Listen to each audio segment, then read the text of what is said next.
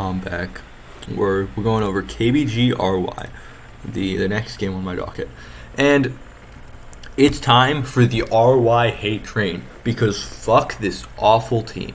They're so fucking bad at the game, and yet they made it here. It's a fucking travesty against everyone that's grinded for this game. It's so fucking annoying. So this Xayah ban is relatively common against RY. I think they just like to play it. Might be a scrim thing. I don't really know why they're banning it. Xayah's not good. She's not playable. She doesn't do anything. Also, if you just don't draft hard engage, you don't lose to Xayah. You just pick Jace Kai'Sa. She can't do anything. She has to walk into you, and suddenly when she has to walk into you, she can't do anything because you're not hard engaging onto you. She's hard engaging onto her. Awful fucking champion. I don't know why she's being picked. I don't know why she's being banned either. Aatrox and Camille makes sense. Ashe, Ornn, Kai'Sa makes sense. Gragas' first pick is interesting for KBG. We've seen them prefer the Alistar. We've also seen them prefer the Corki. So interesting that they go with the Gragas.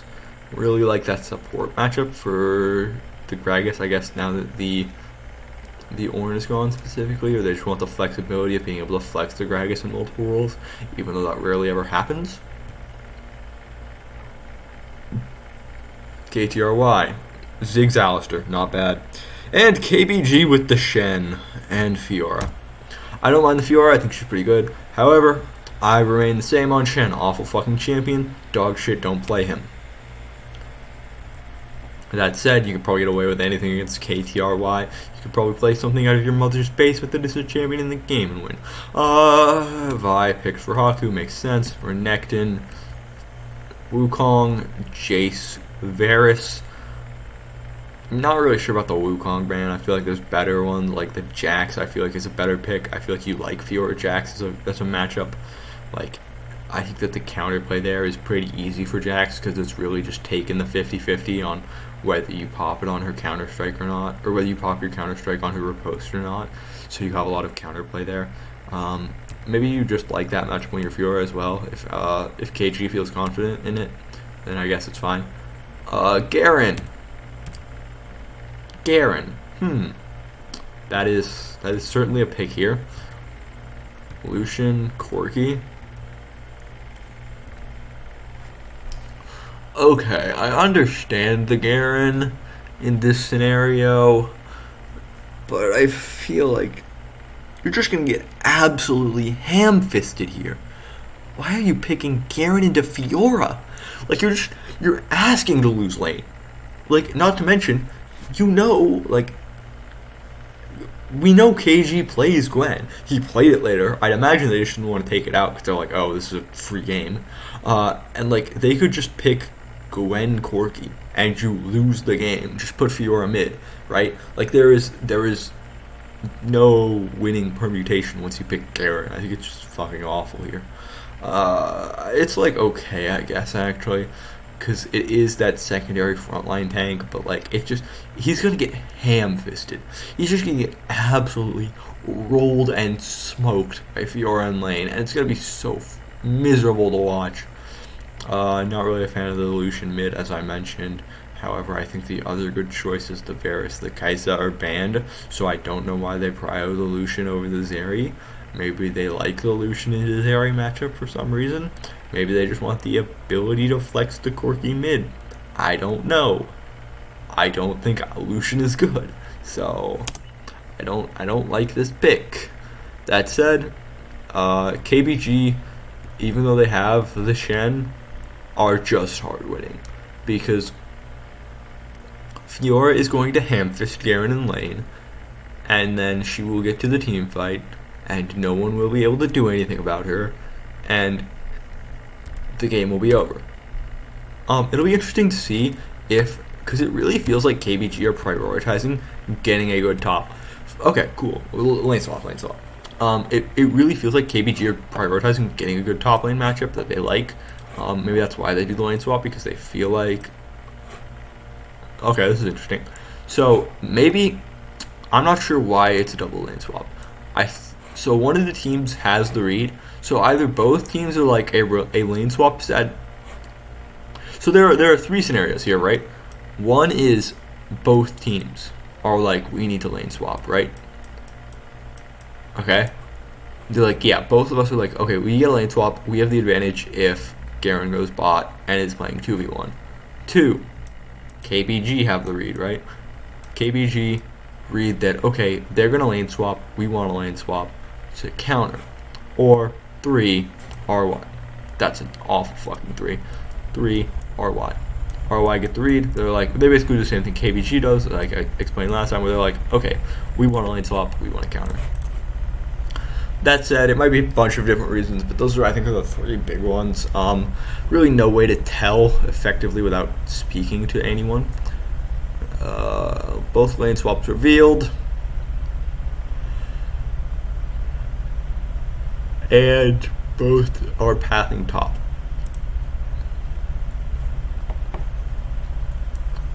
Grasp, Giant Slayer, second win, Honeyfruit, Giant Slayer probably to beat Garen in the 1v1, because Garen will likely take Health Crystal. If Garen started Health Crystal, he's going to be getting ham-fisted in lane as well.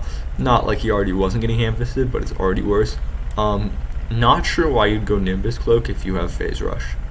Because Phase Rush, you can flash in, use your E as Alistar, you will trigger Phase Rush, and it will go off. You also like to take a Rocket Belt on Alistar, so I do like Phase Rush is kind of troll here. I like the Giant Slayer. Other than that, pretty standard stuff from what I can tell. Interesting, Zeri went Vamp here. I know that it's been very popular to go Gathering Storm. Other than that, Vi might have been going Triumph here, but Brutal, I guess, for some reason. And that's about it.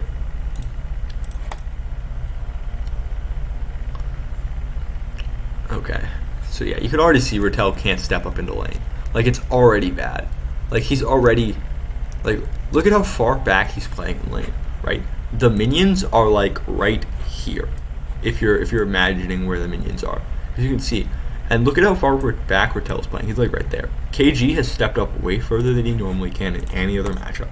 Like, he is going to get absolutely fucking rolled in this matchup. Why would you ever pick this? Like, you're self-counter picking. Unless I thought the Shen was going top for some reason. Actually, the Garen makes a lot of sense if you think the Shen is going top. Because the Garen has the advantage in the tank matchup. He has fast rotate speeds that can at least match what the Shen is going to do. But Shen would never go top here. Shen is awful top. Like, Shen is worse top than he is jungle. So, like, why would they ever play Shen top? I can't fucking stand this team. I can't wait until we get to the J-Team game. I don't know if they're going to commit the same things they do in the J-Team game, but if they do, I'm going to lose my goddamn mind. This team is so fucking awful. We're just going to speed things up here. Early game is not very interesting, at least for now. This should be relatively... KBG has a really stable early game. There's not really a lot that's going to happen. Just expect both teams pathing. By the way, this is why Shen is bad. They both have done a full clear. Shen has 1, 2, 3 camps left. Vi has 1, 2. He's already about a third, I'd say 5 to 10 seconds behind Vi, and nothing has happened. Because he's clearing Raptors right now, or he's clearing Wolves right now, and we'll watch once he moves to about, so he probably finished about 124. The map's a little delayed. But as you can see, Vi starts moving at literally the same time. She's a literal camp ahead of Shen. She's going to get to Scuttle first, which means she'll get level 5 first, which means that Shen won't be able to do anything for an extra 30 seconds. Shen is a useless fucking champion. Don't fucking pick him. His clear speed's god fucking awful. Like, why are you picking this fucking champion? Hey, well, KBG just bailing out. So this is just, I think it's because they have shove. It looks like they just get shove here, shove this wave in, then they're able to move to Scuttle, which means that they're bailing Shen out of being a literal camp behind. Because now Shen gets a Scuttle that's at about a quarter health. Yeah, so they do have shove, and that's why.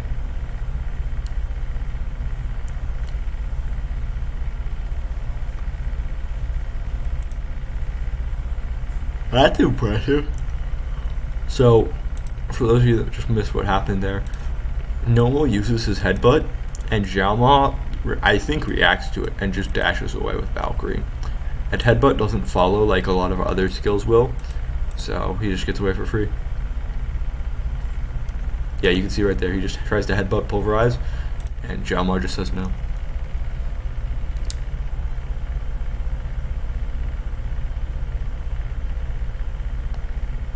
How is Luna losing this bad? He's playing Zeri. I'd be so interested to know how Luna lost this matchup so badly. Fiora's already getting a bunch off of Giant Slayer here. Garen has 150 bonus health. If you remember, it's 11% at 700. So, what, 5%? Like 5.5% at 350. So about 4%. She's already getting 4% bonus damage because Garen decided to build Health Crystal first. That's why Giant Slayer is good here. Also, Garen getting absolutely ham-fisted in lane. Damn. Who would have guessed? Actually, he's not getting ham-fisted. He's ahead. Oh, well, that's because Fiora hasn't cleared, so Fiora's actually ahead. Once Fiora clears this wave.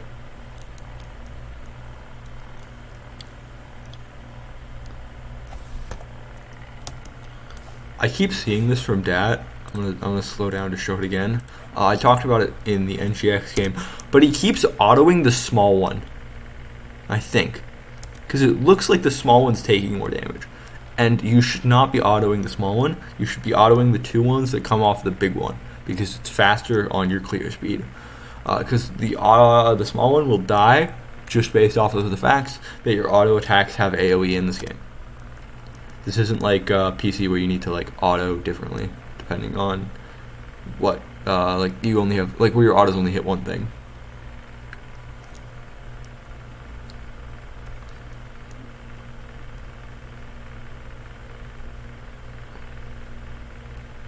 He's very clearly looking for some kind of angle here, but there's nothing. And Doge just like, what the fuck is this? Like, what the fuck?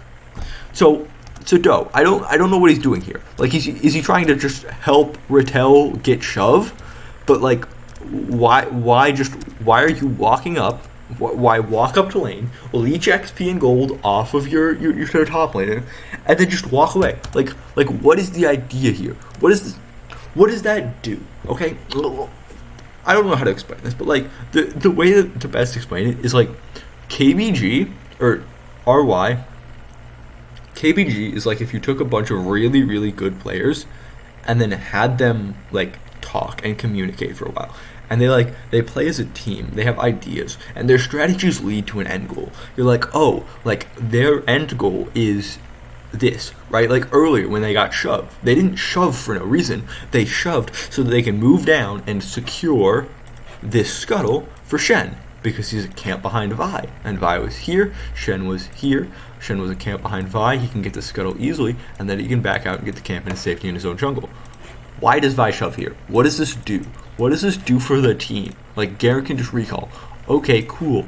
Garen would have been able to recall anyways when Fiora chose to recall, right? They can just match each other's recalls. So why is Vi showing bottom? Why is she shoving and not clearing? Right? Like, why is she not clearing her jungle camps? Why is she not trying to gank mid, right?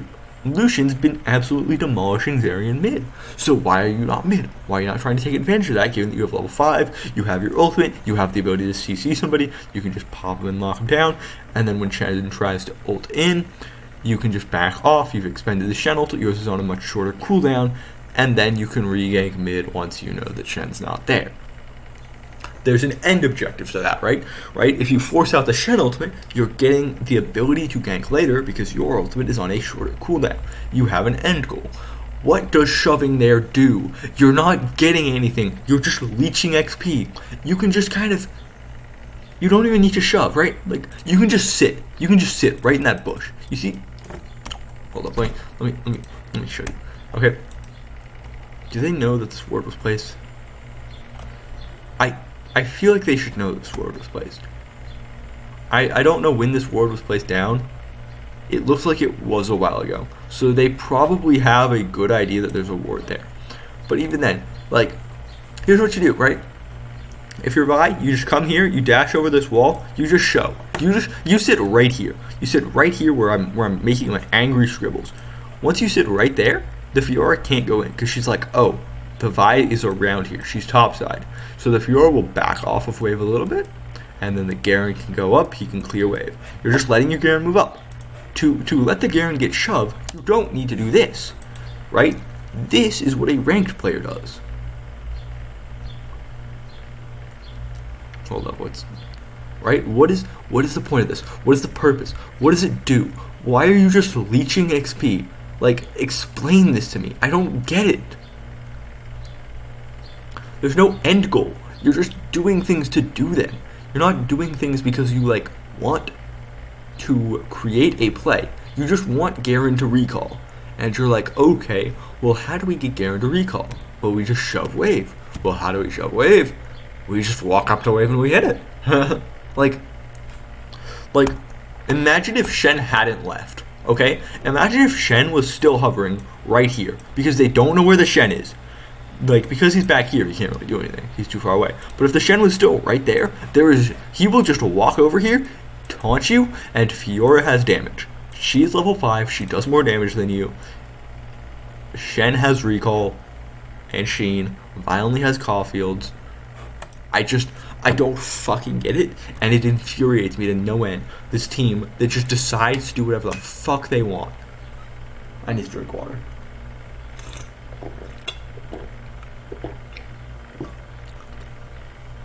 I am on the KTRY hate train. I will never give up my utter disgust for this team until they start fixing their mistakes. Because that's the worst part. They just don't fix anything. They just, like, play however... Like, what? So, right, we talked about how earlier, in a previous game, it was KBG J team. KBG got a really nice, Alistar knockup, and they knocked J team into a turret. Check that YouTube video out. It should be up at the same time as this one. Instead, right? Look at this. Like, look at this. Like, Doe has flash. We know he has flash. He can just flash R. We know Doe has flash. We know Doe can just flash R here. So what Nomal should do is he should just wait. He should wait until the Gragas does something, and then he can flash on top of him, and then pound him out. Nomal can also flash R. He has his punch. He can use his punch. Also, and hear me out on this one, imagine if he didn't waste 30 fucking seconds in bot lane. Like, imagine if he's just here, like, right here. Because he didn't waste, 10 seconds in bot lane. He recalls earlier. He gets to this area earlier, right? Like, he runs down mid earlier. And instead, they get a free kill on Dallas, or the Gragas. Instead, they have nothing. They have nothing. There is no game plan here. There's nothing that's, like the end goal is, what? Like, what are you getting? What do you do? What's your win condition here? Like, you've shown nothing. You're just trying to get killed. Like, you're not even trying to get kills. You're just running around the map. I don't get it. Like, if I could speak Korean, I would DM these players angrily. If I could speak Korean, I would truck them, okay? I would send the truck to the RY headquarters and complain about their Wild Rift team. Damn, look at that. We're just gonna... Oh my god. I can't even with this team. So, why am I upset? So first of all, right, they put the word down here. It's not a bad word. I think it's a fine one. However, you should be standing here. If you're ganking top lane, you should be standing in this brush at all times. Why? Well, it's because right now you have no knowledge if the Lucian decides to just run away. Right? There's nobody watching this space. That's why you need at least one person here, so that if Lucian moves back, the Vi can just ult him, and he is stuck out of turret. This is just fucking abysmal. Why is the Vi recalling? Are you ganking or are you not? So what was the point? Why did you just want that vision? Did you need that ward? Did you need that ward that badly? Why are you doing this? There is no end. Like, this is what I'm talking about when there's no game plan here. They're very clearly like, okay, we're gonna go for a top dive. But because no one helps the Zeri, like, escort wave into turret, the Lucian just steps forward, right? Because he senses, at least I feel like he's aware that there's pressure coming from this angle. Hold up, let me see something. Sorry, we're gonna go on a tangent. The wild, wonderful world of tangents. Hold up, let's go back 10 seconds.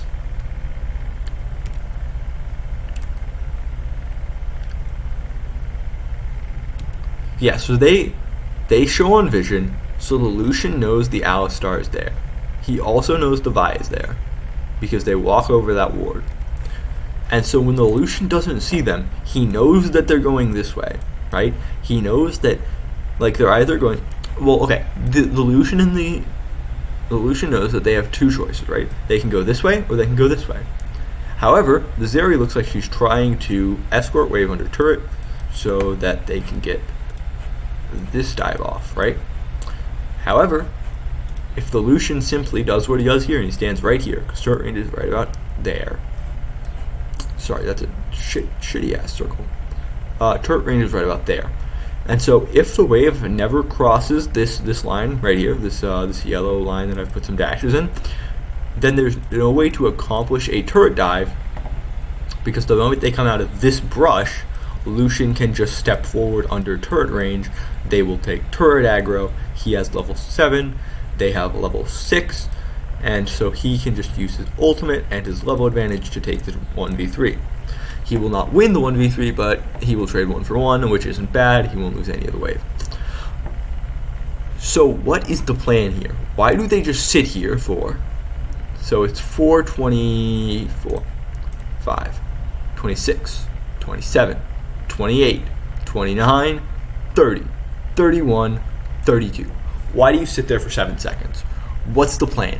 Why are you not helping Zeri escort the wave in? Why are you not just, like, sending one man up here, right? Why isn't Alistar up here? Because, okay, here's the other thing, right? If Alistar's up here, you create plausible deniability for Lucian. You're like, Lucian now has to think, well, question mark, right?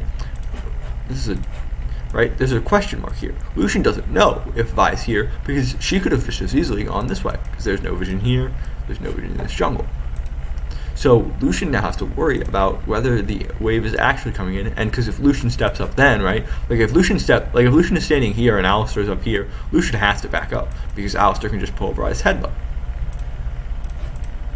This is exactly why I'm saying there's no forethought here. They're just doing things, and then they just wait 7 seconds. You would never see a good Chinese team do that. It just wouldn't happen. Like, there's a reason this team is a perennial second place team.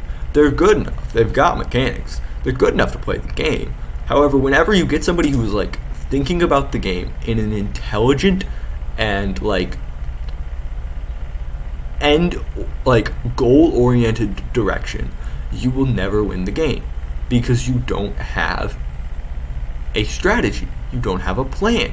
You're just doing things to do things. And that's bad.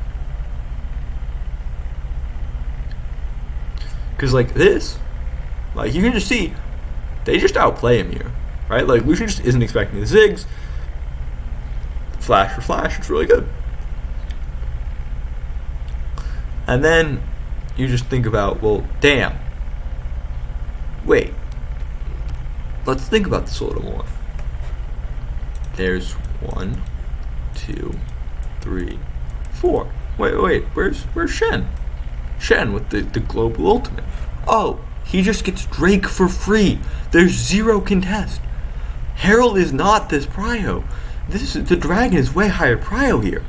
Like, this is just fucking unhinged. Because you can see he just comes in and then, damn, well, at least they got it, but they're off to the races. And now, right, the biggest advantage of Herald, which is that once you get Herald, you get an extra turn, right? You get to move here, you can drop Herald. You get to move mid lane, you can drop Herald, right? You get an extra turn to make an additional play, right? Because if you get Dragon, you kind of have to reset every time, right?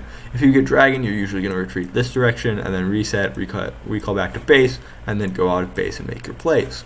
When you get Herald, you have the advantage of, and if you think about back to what, I can't remember the name. The APAC conference before Icon Season 1, why Team Flash was so good, right? They used the Herald to make an extra play where they'd always just run mid lane, they'd wall out the team who got the Dragon, they'd force them to either go around this way, or they'd force them to recall, they'd drop Herald, and they'd get Herald, they'd get that mid turret for free, right? That's the advantage that Herald gives you. It gives you the extra ability to make a play. But now, because you're just giving that up, like you have the extra ability to make a play, and then you just give it up. Why? Right? Like, why does the Garen need to recall here? Why does the Vi need to recall here? Right? She's still basically half health. The only person that really should use a recall is Luna. Like, Luna, maybe normal. Ratel, he's fine. Do, he's fine. Haku, fine. Why are they recalling? When they could just as easily shove top turret, drop Herald like right here, and get the turret for free, put a bunch of gold into your carry, and then move on. Like, I don't get it. I just don't get it. Because you can see all of KBG just move mid. They're like, okay, we don't want to lose our mid turret. Top turret is basically vulnerable, right? You have the ability to kill Fiora here as well. There's no reason. I can't stand to this fucking team.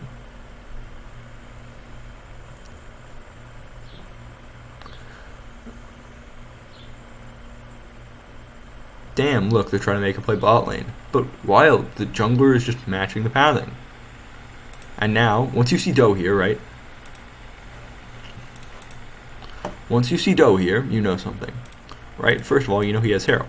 So, you know Herald's going to be dropped in this area, or if it's not dropped here, he's going to be around the Herald drop. So if you just kill him, Heralds can't be dropped, and you don't have to worry about pressure, right? Because the additional pressure that you're gaining from Herald is, oh, we can take a turret anywhere, we can take like 3 turret plates anywhere, but that pressure is gone the moment he dies or the moment he's spotted.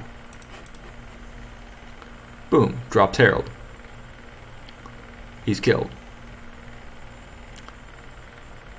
Look at that. That's all they get. Like, there is the better play is 100% drop a top lane here, because you get the gold onto your Ziggs, who is your primary carry, and you could possibly kill the Fiora if she stays. You would also get the tower. You would get the whole turret, not half of one, not some plates. This is just a fucking mistake. Not to mention, KBG were here. They knew this was coming. This isn't a surprise to them. This is a very obvious play because they saw the jungler, right? Like, they saw the path. I don't know. I can't stand this KT team. I cannot stand this team. I might just skip to the J team game after this because I wanna rant on full on about this team and how god awful they are.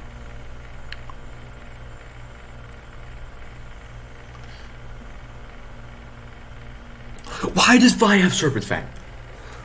Oh my god. Why does Vi have Serpent's Fang? Okay, so let's talk about this, right? Serpent's Fang, what does it do? It reduces shields. So who's gonna have shields? No. Only Shen. Only Shen with his ultimate. But if Shen is ulting onto any one of these targets, right? And it's a 1v1, and like the shield should not matter from Shen if he's ulting onto these targets. They should already be burst down. You should be killing them as quick as possible. This is not going to make any difference with how small the Shen shield is generally. This is just, no. You should be going Triforce first here, because Triforce is just more damage, and it will chunk through the shield faster. I can't stand this. Like, this is just poor optimization as well.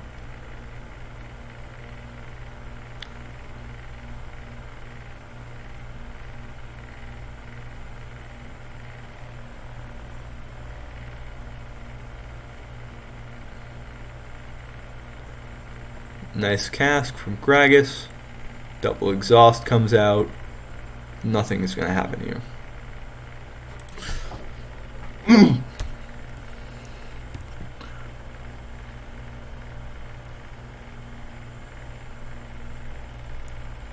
See, this is another one of those. Like, if Vi just goes here, she just has to go. She can't just she just sits there. Like, why is she just sitting there? Why, when she can just go, right? Like, she can just hit the go button. And now she's just not gonna get anything.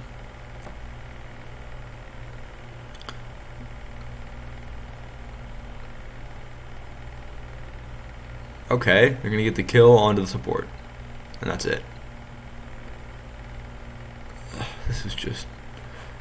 Why did she wait so long? That's a double kill if you're there earlier. Does she have flash? Hold up, I wasn't paying too much attention. Does she have flash right now? Because if she has flash, this is just a travesty of a play.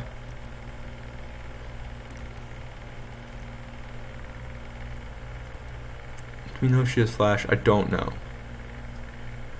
She might have flashed earlier. I don't remember. If she has flash, this is a travesty of a play. You should just flash over this wall or just like flash engage every time because both of them are free kills.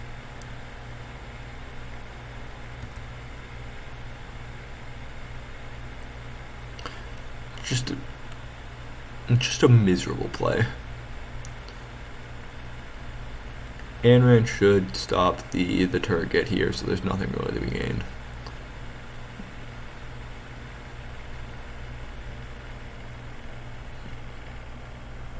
Damn, and then he just gets the... Yeah, because Vi showed bottom, you know she just recalled, so you can just invade into a red side for free. Not to mention Fiora has shove into the Gragas, so yeah.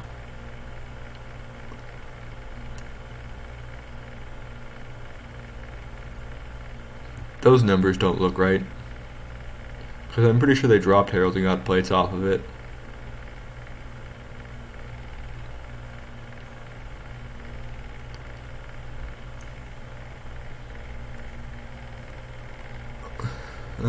Let's see what's going on here. George recalled, buying. There's not really a lot going on until next dragon fight, or at least there shouldn't be. Should just be trying to shove waves in, and then see if they can make any moves.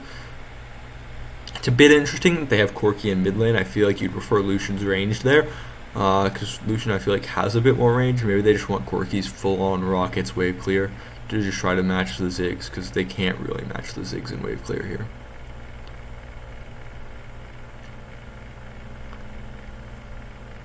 They're going pretty standard man, view Black Cleaver. Maybe going Bork next, might go crit. I'm not really sure. Hello? So this is also a mistake. I think at the very least here, you just try to force something out of KG. Because like, he just kind of chills here for like 4 or 5 seconds, and then he's like, okay, cool. My stuff's back off cooldown, I'll just dash over the wall. Like, there's zero attempt to try to force anything there, which I feel like is a mistake. Like, at the very least, you can just try to run at him a little bit and just see if he'll move earlier so that he's not standing there too long, because you don't like that. Like, if he's just standing there, it means that, like, if Shen tries to ult in, it's actually a relatively good fight for them, so I don't really like that.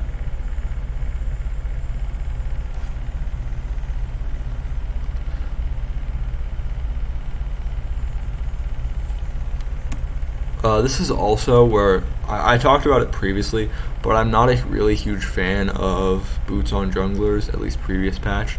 It depends now on current patch, but because like you can just see the Shen gets basically a full item ahead because the Vi decides to buy stasis, which I don't know why she's buying stasis here, because you're just trying to kill the backline. Because like once Corki is dead, there's not a whole ton of damage. Same with like Fiora does a good amount of damage. Same with Lucian, but it's like once Corki is dead, that is their main source of damage, especially AP damage. And getting a lot of the AP threats, especially when you know that your Alistar is building mostly AD to start with, is very useful. Cool, dragon fight.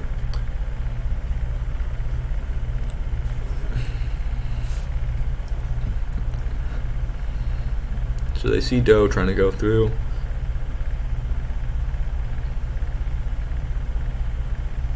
What's around mid? So they're just full straight up Yafrayo.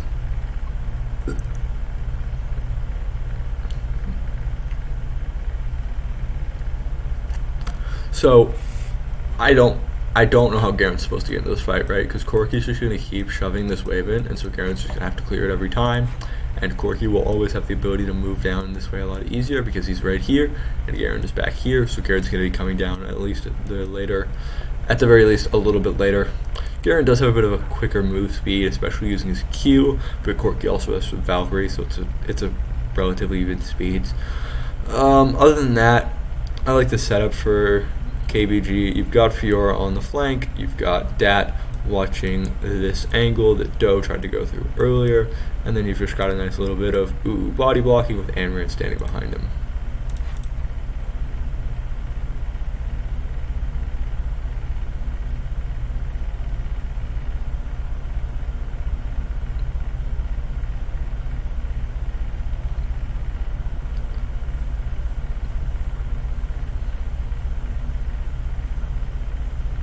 Yeah, so you can see here why Garen already, Yohama has already made it here, Bertel's right here, because he's just late to the fight because he has to clear the wave, which is why I'm really confused as to why they moved the Ziggs down this way, right, because he was in mid lane, they moved him down, and then they just gave up mid pry, letting them get that turret for free. It's just I don't know, this team just fucking astounds me.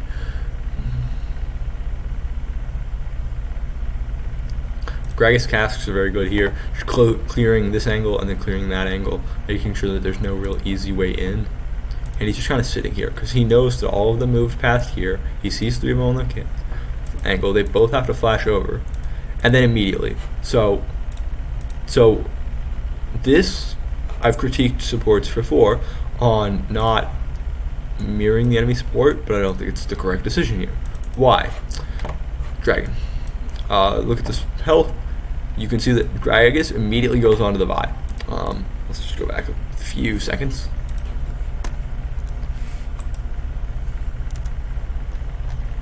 So if we we'll just kind of let it play for a second, and then right. So you can see the Alistar is going to flash over. Same with the Garen, and immediately Gragas is just going to stop Vi. He's going to straight up body slam into her. The reason for this is free dragon. Even though Anran and Xiao Ma, one of them will probably die, they do have escapability. They both have flash as well. So Anran can flash probably over to this area of pit and then dash over the wall. There's no really good way to chase him. Xiao Ma can Valkyrie, I think, over that. If he can't, he can flash to the same angle as Anran, Valkyrie that way. So they have escapability here. However, Doe has no way in once Uwu just kind of stands in his way. As you can see, it's a bit covered up by the screen. Vi's stuck right there, Uwu's right there, and then Dragon for free. Looks like Anran will die though.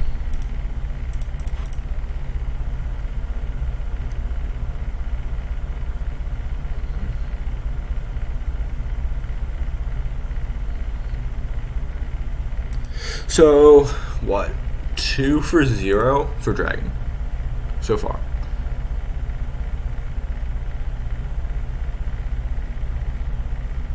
Three for 0 for Dragon. That's not really worth it.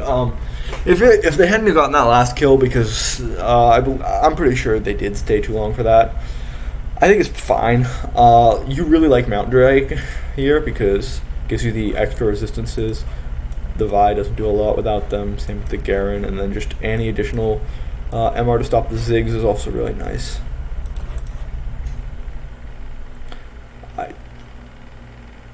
Yeah, so I think that's a fair trade for KT at least. It's not a negative trade. I think it's probably positive, but just giving over 2 Drakes never feels good, especially if the third one high rolls is Infernal.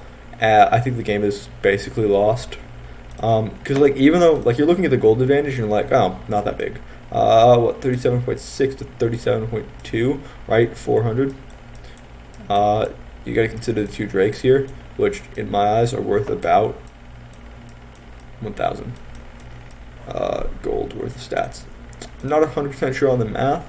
Don't quote me on that, but that's how I view it at least. I think it's very, very, very worthwhile. Not to mention the ability haste is really, really good for... It synergizes very well with Fiora, synergizes very well with Lucian, very well with Gragas, and very well with Corki, who's dead, otherwise I'd circle him. Not to mention, double flash expended here. Yeah. We would have liked to have seen that kill on Nomo at least. Just a return one would have been very good for the team, but it's fine.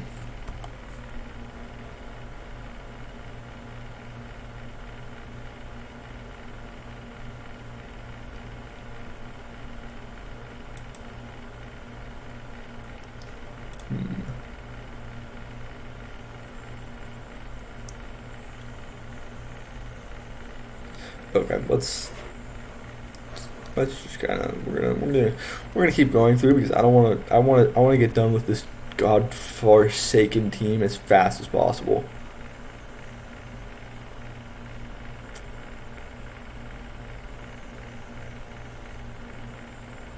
Oh, I thought he got away with it.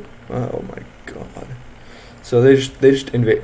This is something that's really common actually that they're going to do in the J Team series. And it's just a weird fucking decision that makes absolutely zero sense. So they see Rattel, they see Haku, right? These two members have shown on vision. They know where they are, okay? So we're gonna make a little tick mark, okay? That's 2 members who have shown on vision. Boom. Let's continue the game out. Okay?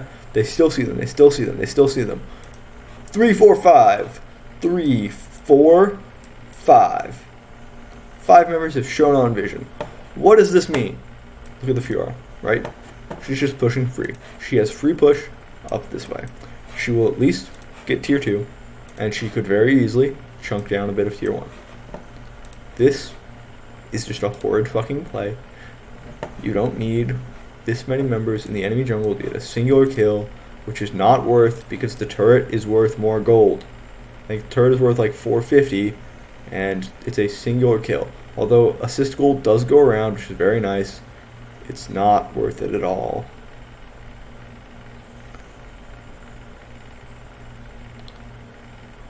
Yeah, Fiora gets that turret. She doesn't actually get any kills onto that. How does Anran die here? Looks like he just moves way... Oh, he's just trying to clear wave. So Anran here is...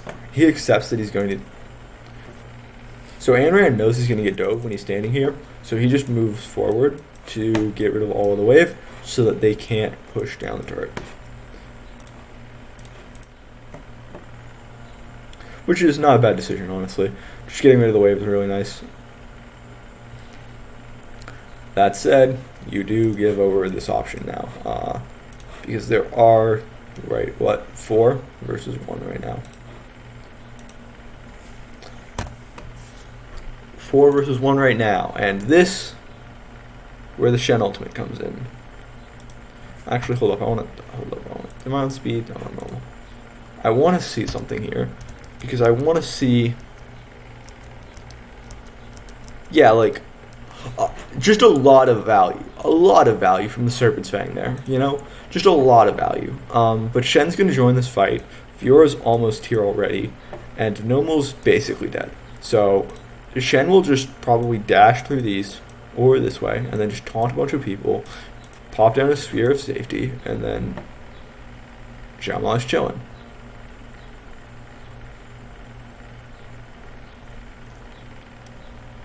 KG should be able to get that kill.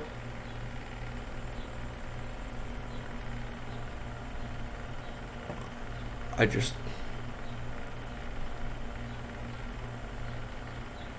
Vi's dead. So, just like talking about this play.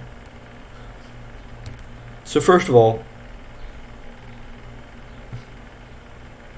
this is another one of those disadvantages of not building Warmog's armor. There is no one to tank. So Nomo is getting chunked down. Also, these two, I don't know who that is, I can't see their name. Haku and Luna don't know how to do Baron. So that's another thing. Also, any team that does this shit and doesn't know how to do Baron is immediately on my hit list. So that's number one. Let's be clear here. But yeah, that's an embarrassment that you don't know how to do Baron as a pro team, as a professional fucking team. You don't know how to do Baron.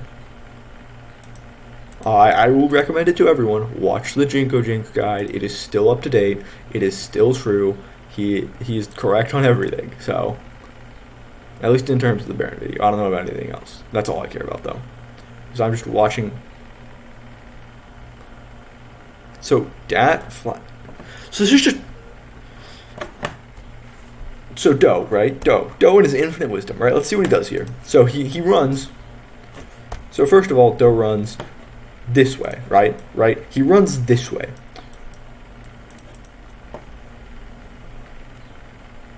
Right? So he runs around. He runs around this like this. Then what does he do? Okay. Well, okay. Let's find out. Let's find out. So he's gonna use his dash, and he's gonna go dash over the wall. Then he gets taunted, and then he runs back over the wall. So explain to me this, right? He's right here. He starts here. He goes this way. He goes all the way around here. He goes over this wall, probably trying to kill the Fiora. Then goes back over this wall with Flash. Then runs this way. Where are you going? What is over here? Right? Why not just run this way? Away from the enemy team. Like this.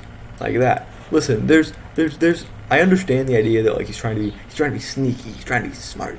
Like outsmart the enemy team, get to this bush and recall. No. You have a turret right there. Just run that way. It's easier, you won't die, you're not going to get killed. And instead, you just give up your life for free. The most important members of the team right now are Do, Haku, Luna, in that order. Why? Because he has Smite. And Smite means that he can do 800 damage to the Baron while everybody else is capped at like, what, 750 or something? It means that he is the most important member on the team, and he just gives up his life for nothing. Which means that KBG can now do a Baron play.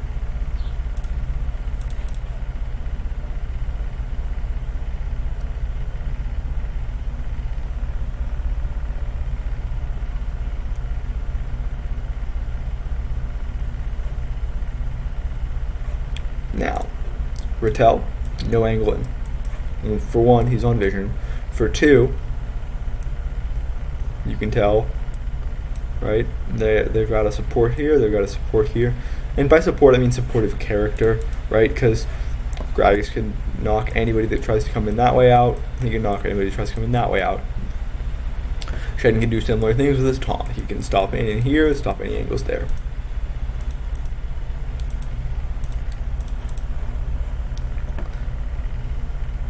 KD just catches him. Rattel just decides to run in. Just like, okay, cool, nice attempt. How much damage does the 6-bomb do? 1392, 841, 460. Shen wins the Smite fight every day. Not even close. And now KBG have Baron. They have a 4K gold lead. The game is over. Right? Because RY don't know how to play the fucking game. You know what? I was only going to do one of these videos at a time, but we're changing up the schedule. This is now an RY hit piece. I am just going through all of their games. So let me just pull up Twitter. I apologize to those of you that are hoping that I actually say something interesting, because I'm just going to go tweet. Yeah. KBGRY.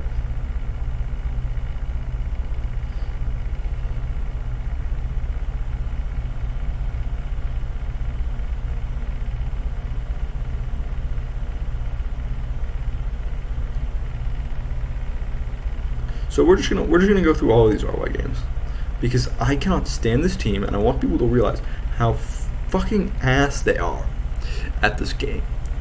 RY hit piece, and then we'll go over J Team versus NGX, which is the first Chinese loss to a non-Chinese team in a hot minute, for those of you that are interested.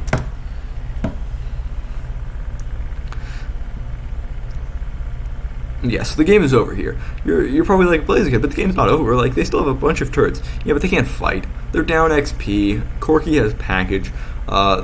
They can just walk in all of the they can walk in all of the minions on all of the lanes, and nobody can do a thing because nobody on RI has. What the fuck is this? So as Haku backs up, Nomo's like, yes. Now is the time. Now is the time. Me as a support who does not clear wave, where the nearest member is already in fucking Narnia. They're all basically equidistant from him. He is in Narnia. He's in his fantasy wonderland where he thinks this is going to actually do something. These are Barret empowered minions. You are a support. You do no damage.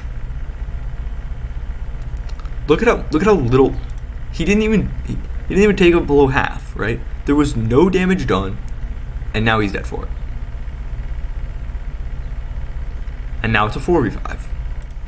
Now this is why I said the game was over, because RY can't defend turrets here. They can't defend all 3 turrets being taken at once. The game may not actually be over, but RY's wave management has looked piss poor. We will see that later in the J-Team game. And so the game is over. We are just going to turn this on turbo speed, and then just watch them get the final dragon, recall, get all their items, and then end the game.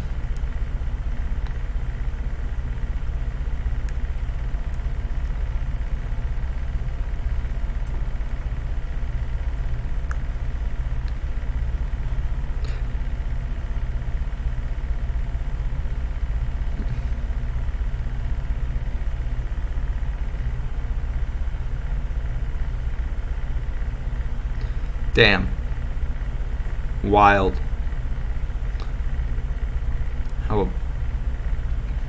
Don't worry. These will get worse. I haven't watched the NGXRY game, so I want people to understand that I have not watched this game. Okay? I have not seen this game. I don't know what's gonna happen in this game. This is the second to last game. So I want people to understand that. I have seen almost all of the games. I didn't see the first few, and I didn't see this one. 8-10. I already see something I hate. Hopefully I can get back into draft time. Okay, cool. Right here. So, well, they're gonna pick Lee Sin. I saw that, but what else? What other kind of ass am I gonna fucking deal with here?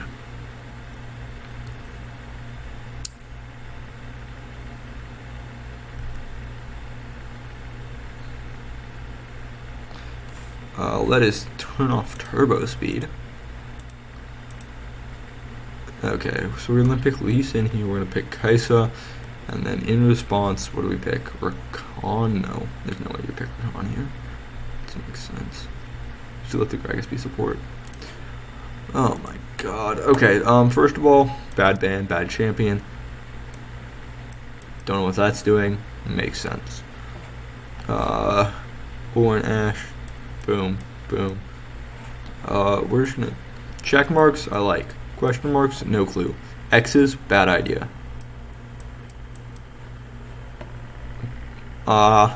Makes sense. Boom, boom. Makes sense in response. Generally, I think the 2 best supports on the board, Alistar and Gragas, take it off immediately. Corki, probably the next best ADC. You could take like the Varus if you wanted, the Ziggs if you wanted, if you really liked them. I don't really think you do here. Varus in response makes sense. Renekton makes sense. Good top laner, probably likely to be banned out here. Garen in response, meh. Nope. Fiora, way better. Gwen, not probably better. But just like any sort of bruiser here is, I think, immediately better than Garen. Renekton Garen is just, it's okay, but it's just not a great matchup, I think. Jace Vi. Jace Vi. That makes sense given the context because you don't expect this Rakan pick here. Like seeing this, it's very clear that the Gragas is going to go mid. But without that, I think Jace makes a lot of sense, and I think Vi makes a lot of sense. Just targeting out jungle pools. I don't. Yone, I guess. I don't really like it.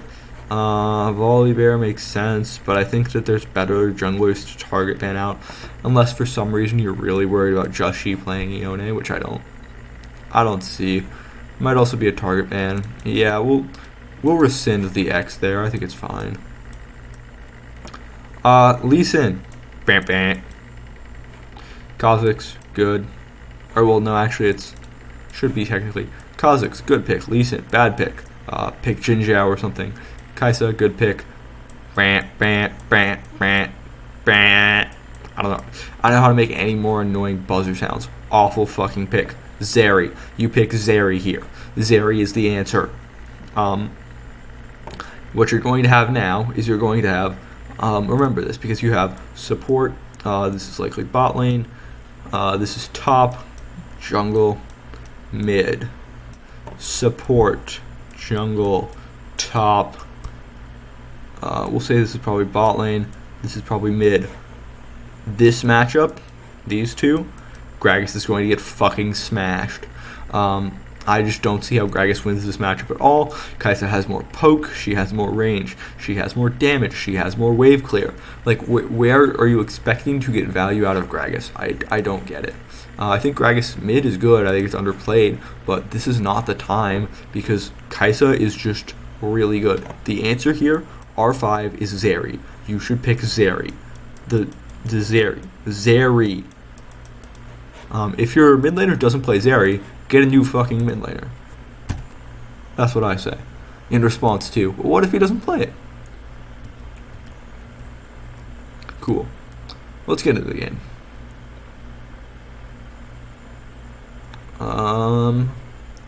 Pathing stuff. So you'll notice really quickly, early wards here, early ward here. I've noticed a lot more of the early ward here from junglers. I'm not really a huge fan of it. I prefer the pink ward. Hold up, let me make it pink just to make it clear. I prefer the pink ward here, or the pink ward here. Maybe it's a lane swap thing where you're just trying to clear out the area. But I feel like there's still a lot of space, especially like right through this area for an early jungle invade that will not be spotted by this ward, because as far as I know it covers to about there. This ward covers to about here, so there's still some space that could be ran through.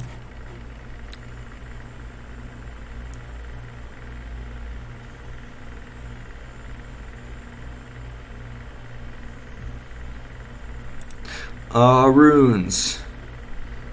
Pretty standard on Renekton. I generally think that Kraken Slayer is a not as great alternative to Conqueror, but a lot of people like Kraken Slayer, so I get it. I understand the value at least behind Kraken Slayer.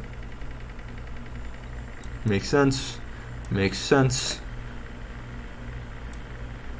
That's a bit of a question mark. I feel like Gathering Storm and Giant Slayer are just objectively better. You're not going to be hitting the autos on Varus very much. Good. Good. Bad. Why are you going Mana Flow Band on Corki? I don't think you need it that much. That's a question mark. I don't think it's 100% necessary.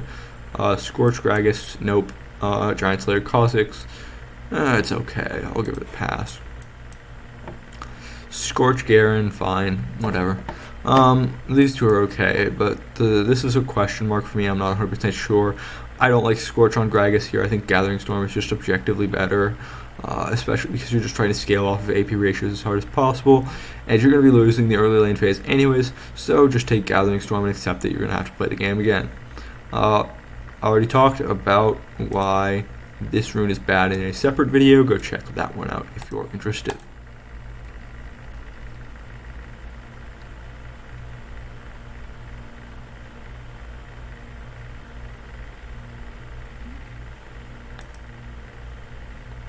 What the fuck?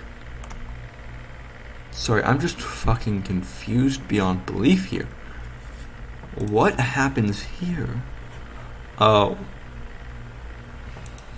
Oh my.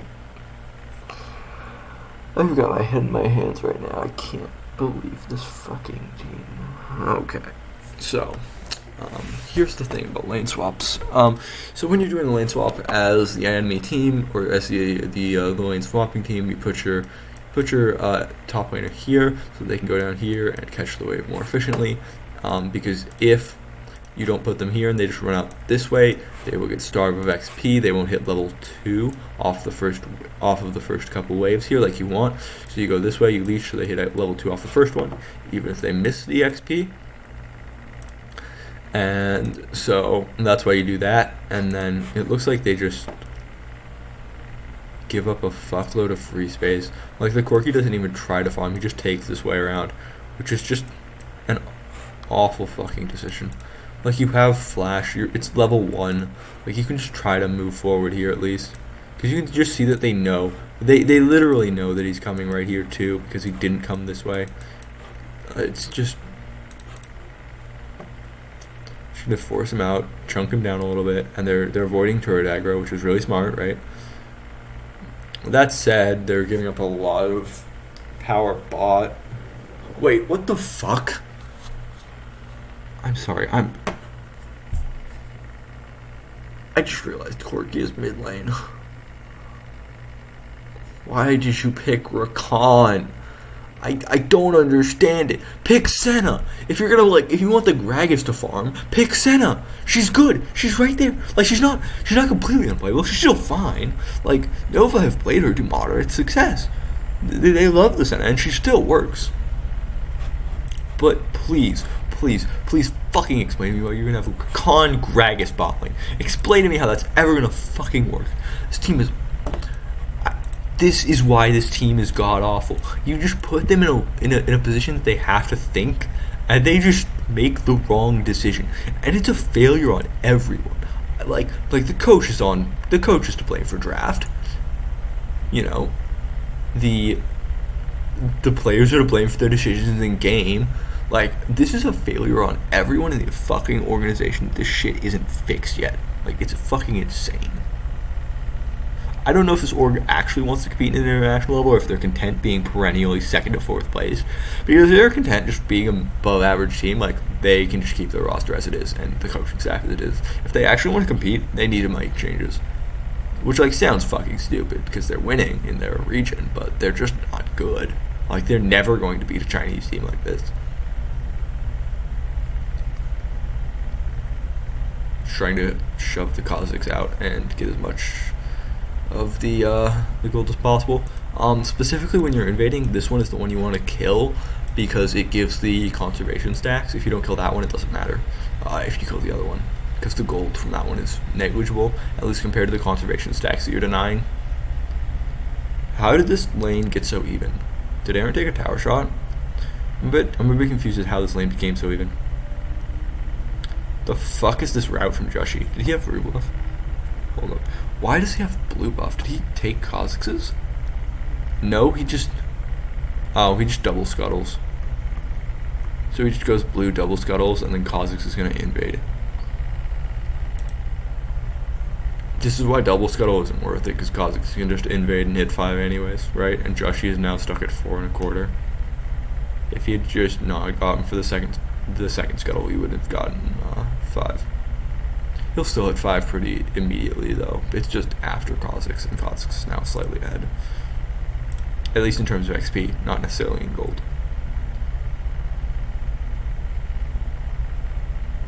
Joshi will be ahead because you get the conservation stacks, I think.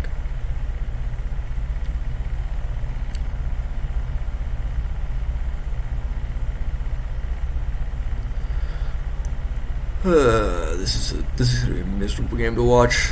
How the fuck are they already up this much? Where's this lead coming from?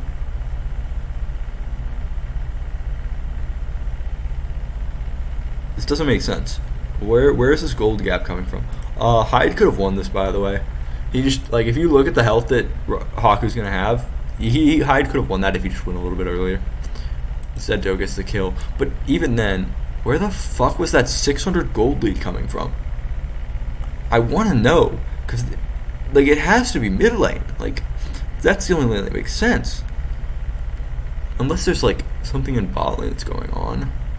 Because there's no lane in, there's no advantage in the solo lanes. I think it's the plates. Oh, that's unfortunate. So you can see Joshi goes for the smite here, and what was it at? Sorry, I'm rewinding frame by frame, so it's going to take a second. So Joshi goes for the smite here. It's at 700, and then as he smites,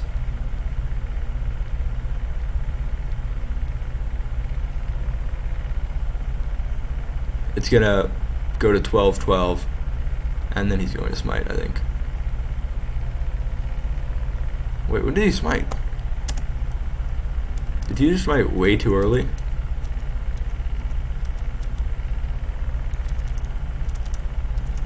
$988? Oh, yeah, he just smited way too early then.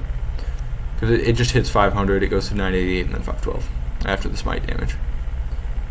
And then we just get a 3v3 in the enemy Baron, or the enemy blue buff. I don't know why NGX are fighting this, it's not worth it. It's not really like a fight that you're ever going to win.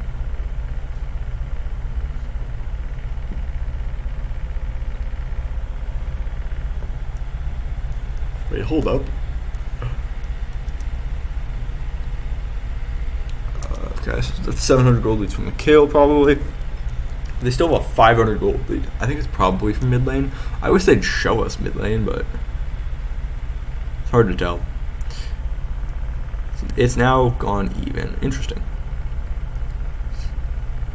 So the game's now even.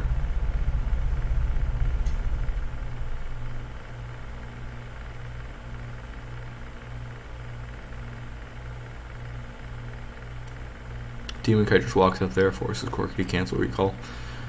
Makes Corki's recalling a lot harder. I don't think he can recall in this wave anymore.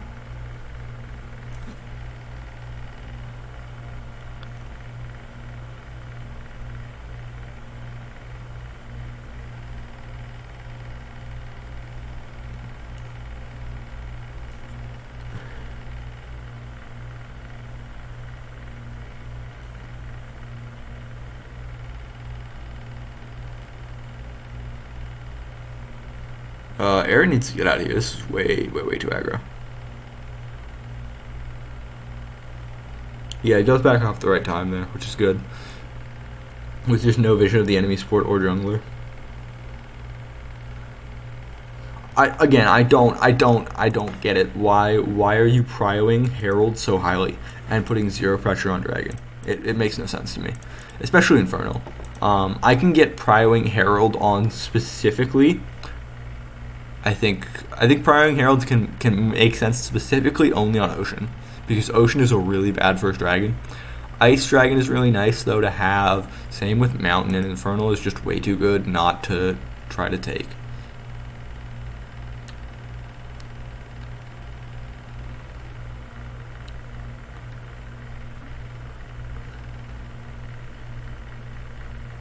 And you can see they expect RY to do exactly what they're about to do, which is just try to run mid and then get a Herald drop. Like, that's the premier. This is a strategy. Excuse me. I think this is a strategy from like 2020. I think that's when this was the premier strategy. Like, let's be clear here. This is not a new strategy. This is a very fucking old strategy that RY is just trying to execute on. That like it's not unique. It's not new. It's not interesting. There's no twists. There's no uniqueness to this this idea. They're just doing the same shit that's worked in the past over again, which there's nothing wrong with. However, it's just like, you're not going to beat good teams. It was already shown at Icons when Team Flash got fucking piss stomped by good teams, that when you try to operate off of the Herald drop at 5, it doesn't work. Even though Plates made it somewhat better, it's still not workable because of how good teams are with macro management and just making sure that the turret doesn't fall. Ludens on Gragas. A lot of people like to go Roa. I actually prefer the Ludens. I think Ludens into like Lich Bane, into like probably Infinity Orb or Rabadons. I think that you probably go like Ludens, Rabadons, Lichbane, or something like that. You could also go Infinity Orb in there. It doesn't hurt. It's never bad really to have Infinity Orb.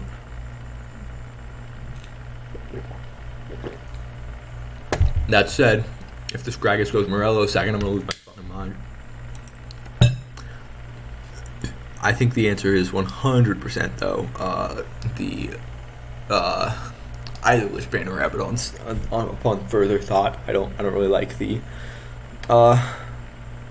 Infinity Orb second because you don't really have a lot of like. You want to have burst damage to knock them down to below 35% before trying to use the Infinity Orb.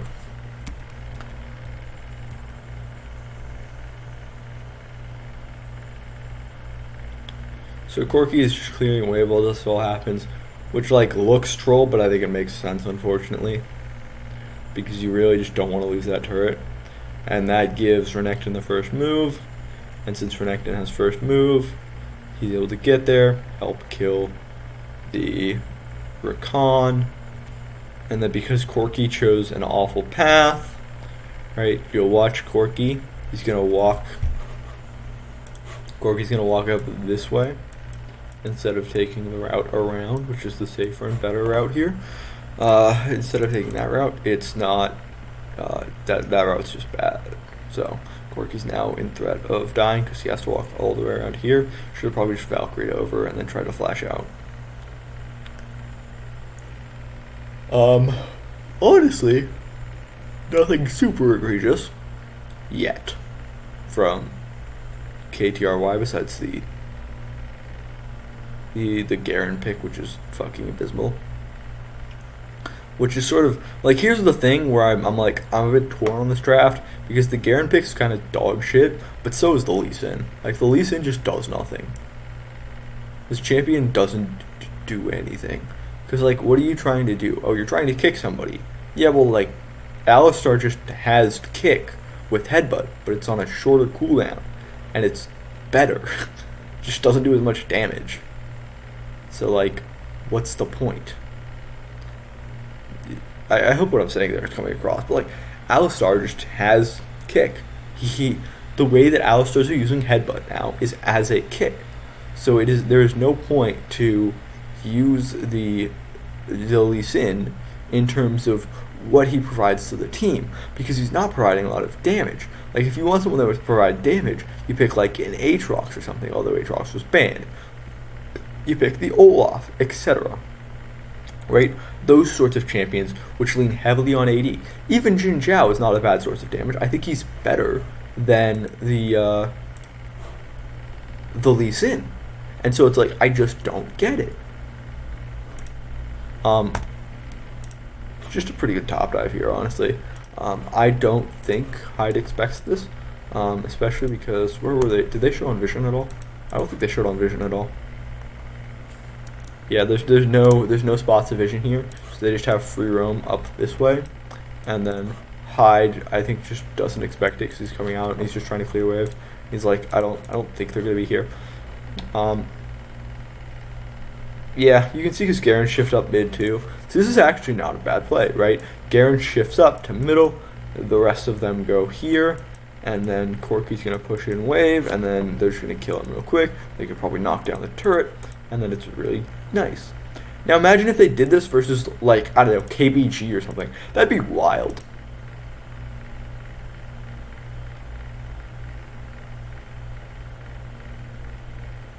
That said, at least I think the Gragas should probably be recalling right now. He needs to get bot lane as fast as possible to stop guys from pushing in too far. It's also bad that Garen just doesn't clear wave here. It looks like he gets... It looks like as we pop onto him, what happens here is draw headbutts as he's spinning around in this circle. Like, I think Garen's trying to spin, like, standing here, and draw just headbutts him away over to where they are now. And so that really messes up the wave clear here.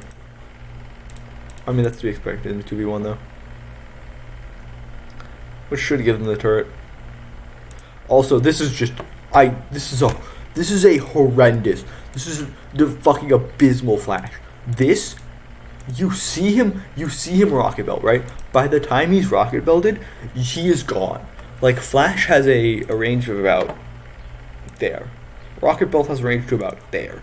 It's not a lot further, but it's like just enough further that you can't counter Flash. Not to mention he flashes and like it looks like he gets stuck on this corner, like right here, that I'm squiggling around. Like right about there. And so it's just like that's just an awful Flash. Just accept your turret's dead and move the fuck on with your life. Don't try to like fish for the kill. Because even if you kill like what do you gain if you kill Alistair there, right? You can't push this turret in. Recall like Varus is still going to get away. You can't like transition this into a point of pressure on the map because there's no objectives up, right? So there's nothing to be gained there. I don't get it.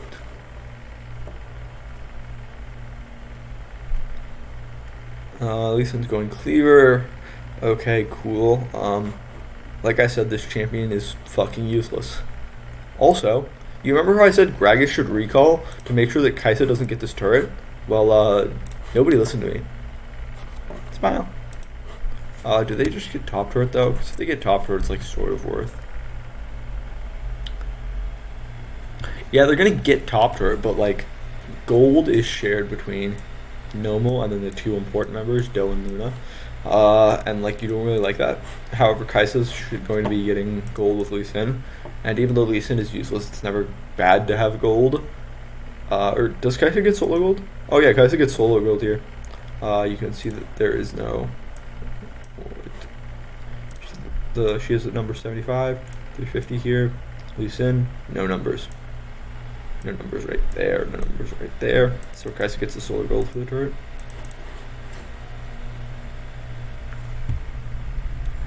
God damn, I've been streaming for a minute. I started at like 4:30. It's been about 3 hours. Just VOD reviewing. So they're just gonna try to take push mid. So you see that Mountain Drake is coming up soon. Probably about 30 seconds, I think. And so what they're trying to do is they're trying to get push mid so that Luna has to come here and cannot come to Dragon. Of course, it wouldn't surprise me if RY just decided to ignore Wave once or twice. Or just ignore Dragon because they don't know how the fuck to play around objectives. Smile. That's a nice W. Just knowing that Kha'Zix is there as well is really good info. So I'd expect Hyde to recall. He's got Wave pushing into top. He's got Wave pushing into top right now. And so he's probably going to recall, come out this way. And then, yeah. They do get the mid because they recall all at the same time. They get mid prio, which is not bad. Varish will probably have to clear it now. Hello? Okay, it does get cleared.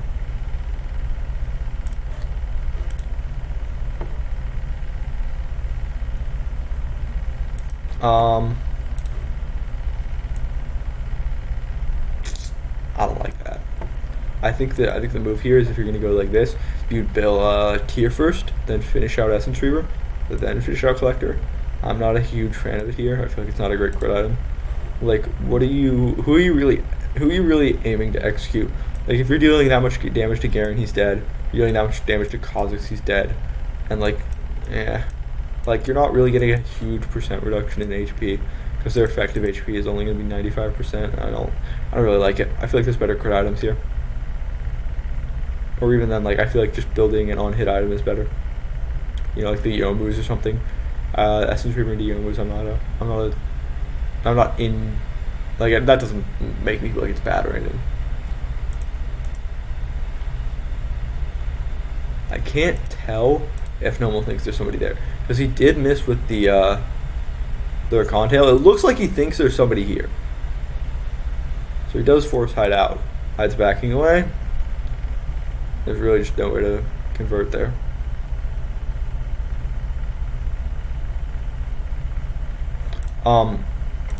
Really good W spam from Aaron. Right, that's 2 straight onto Corki. He's about chunked to about a third, 2/3 health.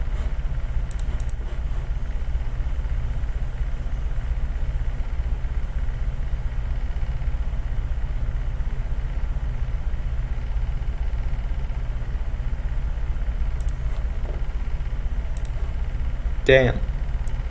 Solo gold definitely didn't matter, right?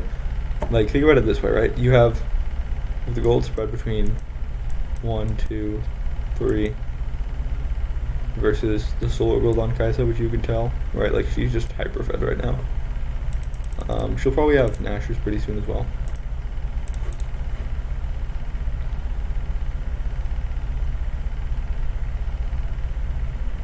This is just insane W's here. Like, Luna now has to recall because of how many abilities Kai'Sa has hit, and she almost hits one more. Aaron's just playing really well, and now they have a 4v5. Right? So this is why poke is important. Corki is right here. 1, 2, 3, 4. So they have a 4v5. They can basically take Dragon for free. If RY fight this, they're trolling. They're down 4k gold. They don't have their main carry. So this is one of those times where you check the scoreboard and you say we live to fight another day. It feels really bad to give up Infernal and Mountain, but like, I don't want to say you deserve this, but you dug your fucking hole going for Herald. So, sucks to suck.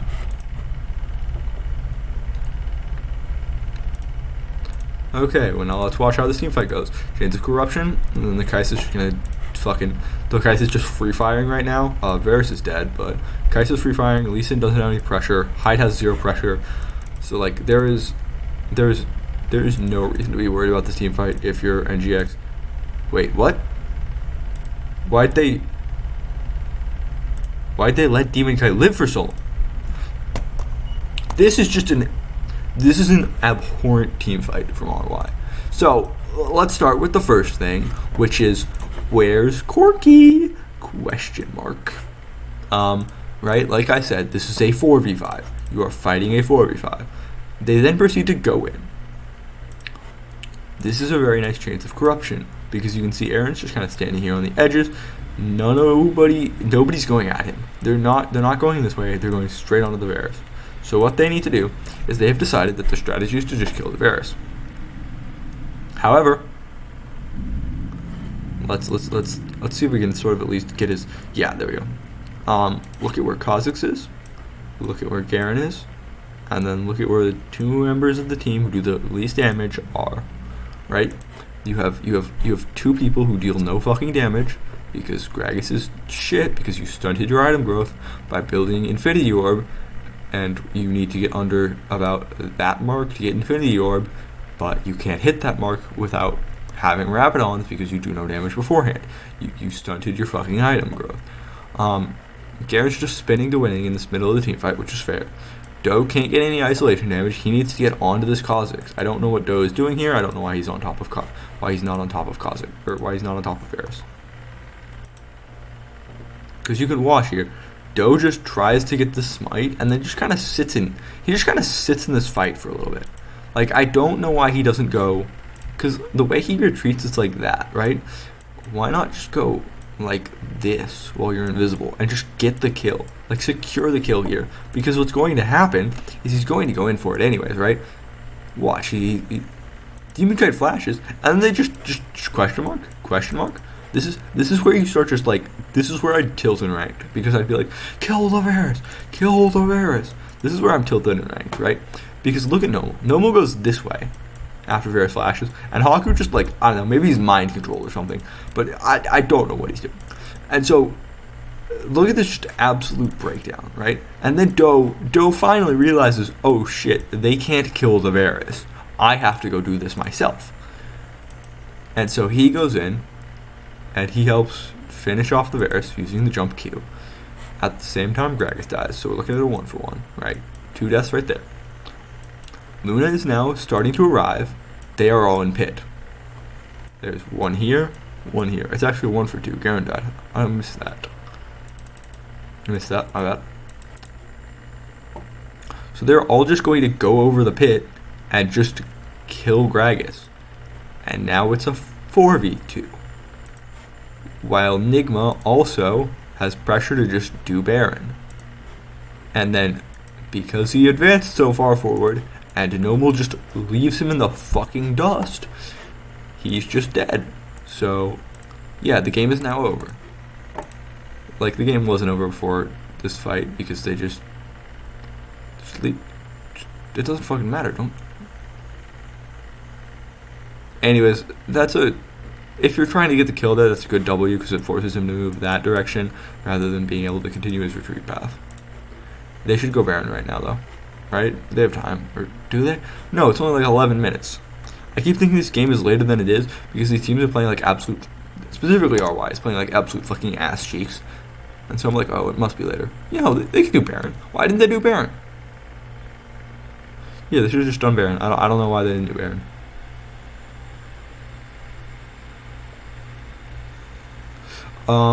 So this is another one of those I don't know why they're not doing Baron right now kind of things, because I'm pretty sure Hyde sees that just dies, and he's like, oh, that's Kha'Zix. Like, he should know that that's Kha'Zix. I don't know why they're not doing Baron. I don't know why they just didn't start it. Oh, the SEA teams just aren't the same. They don't hit the same.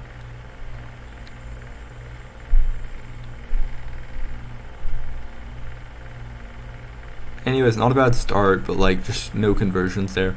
How do you convert this into a team fight win when your main 2 damage dealers are back here and you're up here, right? They've got 2 walls to go through. They can't reach you. Jesse can hit some damage. Hyde can maybe do some damage, but he's also very far away. There's just no way to convert this into an actual team fight win.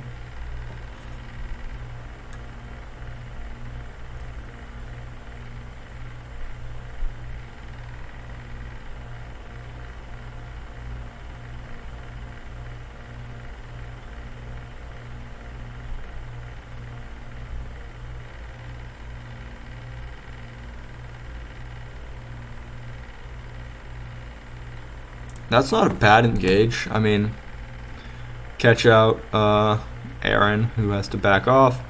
Noble manages to get out. I don't know why he goes back in. Like, he's not going to die because of that. So they get Aaron, and then as he tries to get saved by his support, he gets killed. I mean, I think you just, if you're Joshi and Demon Kite, you just stop recalls here. You try to force them to either make a decision on doing Baron or stopping recalls, and then you just try to let Hyde push as far as possible. If you're not stopping recalls here, then you're chilling. Because if Noble's the only person that recalls, you're like, okay, cool. So you see 2 on Baron. Oh, and Gragas, yep. It's not a bad kick from Lee Sin for disengage. See, I don't know why Hyde decided to recall here. Because the only person that we know has gone back. Like, you want to create pressure here until you see someone. Until someone shows up right here, or you know for a fact they've gone back. Right? Because even if, like, 2 of them gone back, you're chilling, you're Renekton, you have 2 dashes, you have Flash, you have Dominus, you're doing fine. What the fuck? Nope, nope, not even gonna address the fact that that's an item. You should not be building fucking Divine Sundra. That kid, you gotta be fucking kidding me. It's not. It doesn't synergize with this kid at all, right? Because generally what you want to do is you want to use all of your abilities and then immediately use your autos. You're not getting a ton of, like, if your ability auto, you're missing out on a lot of damage, I think. Because you just want to spam abilities as much as possible on Renekton, which is why they go the Black Cleaver into Black Cleaver into Bork into Sterix into tank items, with usually like a Thorn Mail in there.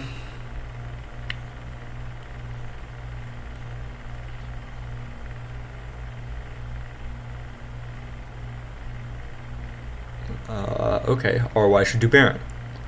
If RY don't start Baron, they're Omega trolling. What the fuck are RY doing? Hello? There are 3 members dead of the enemy team. One of them is their jungler. Why are you not starting Baron?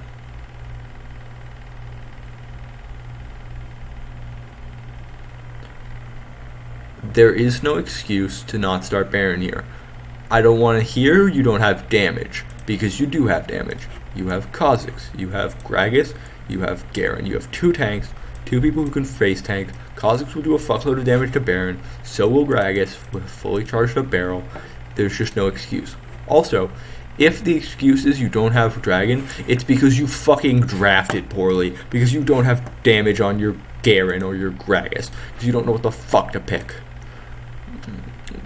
Anyways, just a fucking abysmal fucking performance from this team. I can't wait until tomorrow, until this team goes out in last place, and I get a fucking gloat about how Prue should have been sent anyways. Like, at least BRU probably wouldn't have made dumb, fucking, stupid mistakes. Like, Glaciox at least knows what the fuck he's doing as a coach, which is really nice, because it means that his teams generally look fine. So it looks like Kha'Zix is actually on Serelda's here, which is really interesting. Usually Kha'Zix is just go full lethality without any of the percent armor penetration items, unless specifically it is the Grievous Winds item.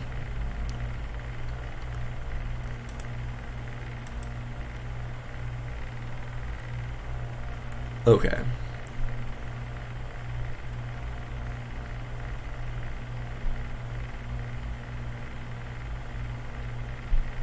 Hyde will just clear wave. I'm just gonna let it come into him and then do it again. Probably just gonna go start up now. Why are you starting up Baron now? Oh my fucking god. This isn't a bad Baron call, they have no vision, but like, it's just like, why didn't you do it earlier?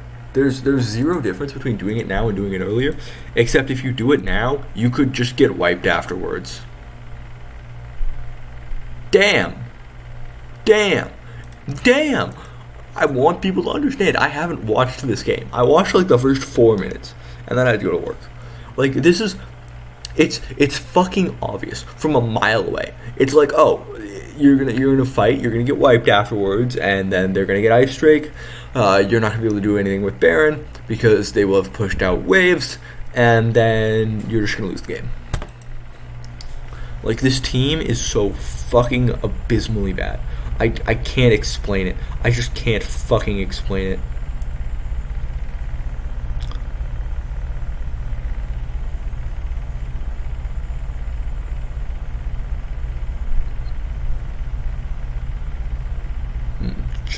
NGX! Go get Dragon! No. God fucking damn it. I guess they might be going for the end, actually. Oh my, there's no. I fucking hate this team. I hate this team. Oh, I hate RY. I hope my utter despise of this team goes through. What a fucking, I called it, having not watched the game. Okay. Now to talk about the reason that we're all here. We're all here. No, not NGX J-Team, RY J-Team. The real game of the century. Which one was this? This was, okay, so it's gonna be the game before this, actually. I have watched this game. I wanted to die watching this game, in fact. And you all are going to want to die with me, because I am going to explain in so exquisite detail just the amount of trolling that RY do in this game. Let's just skip to the end of draft. Nice Kale hover, by the way. Cool. So first of all, let's start with a few things. Xayah ban, bad. We don't like this. Again, like I said, I think it's a target ban for RY. It makes a lot of sense. Ashe target ban for J-Team. Ornn makes sense. Kai'Sa makes sense. And then what do we see? Corki first pick. Makes sense. Gragas in response. Makes sense. Alistar in response. This is also why I don't really like the support first pick a lot of the times, because there is just another support up. I don't think there's a good ADC that matches just as well as Corki. Ziggs, good pick. In response, they go Jax. RY go Fiora, good pick. Then we go into ban phase 2. Vi, good. Kha'Zix, good. Jace, good. Volibear, good. However, what the fuck is this shit? I don't know. Like, listen, I wouldn't make him the blind monk. No. You just blind. Make the teams blind when they're trying to pick him. Make him unable to be picked. He's not good. He does nothing here. Like, what is the value of Lee Sin in this team comp, right? You're like, okay, we have a team comp that wants to play disengage, right? Ziggs really wants to poke and disengage. Gragas, good for poke, good for disengage, good for engage. He really sort of fits all roles. Fiora doesn't really want to go in, right? Like, she wants to sort of let the enemies come into you. You take advantage of that. You hit a nice, riposte.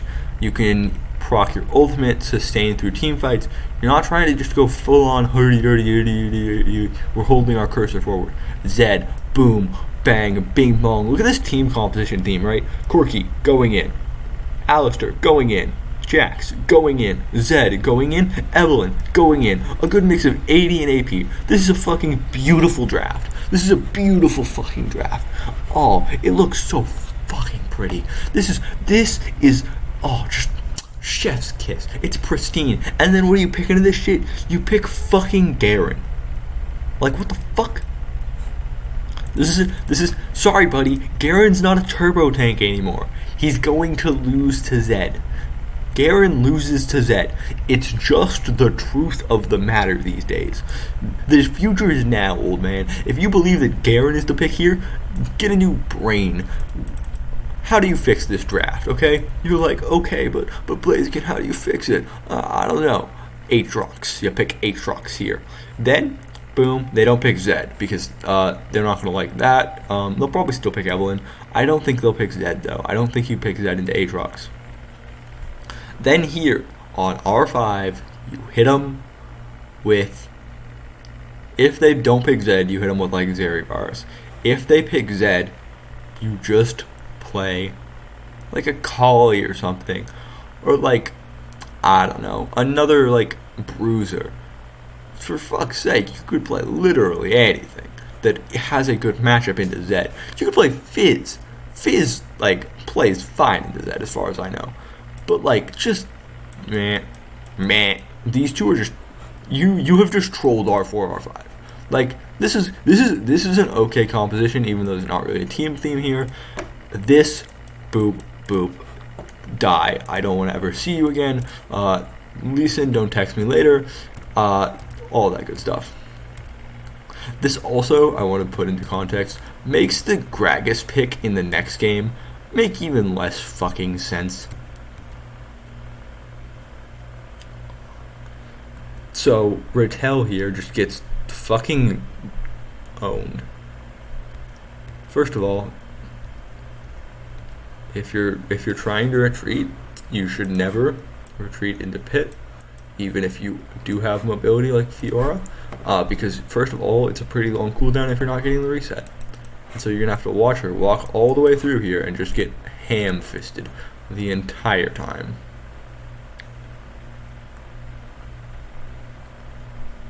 Like, look at how much damage that is. Burns Ignite, but like, okay, who cares? Your Jax is now winning lane. Like, Jax is now just one lane. There is no way in which Jax loses lane. Also, I want to point something out. Krug's start is bad. You should always start red. It's much faster. And it also is better for health because you can hold your smite. So you can smite Scuttle and you can smite blue. Because what you can do is you can do red smite, no smite on Krugs, and then you can smite Raptors, and then by the time you smite blue, you should have another smite coming up for Scuttle, or you can smite Scuttle and then hold your smite for blue after you do Gromp. Krug start is just a mistake. It is not faster. Do not listen to them. Also,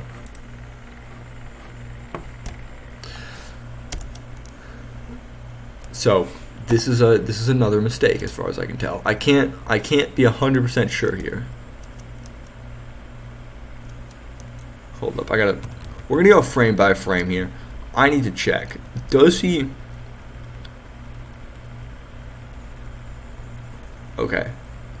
So hold up, we're gonna do a little bit of.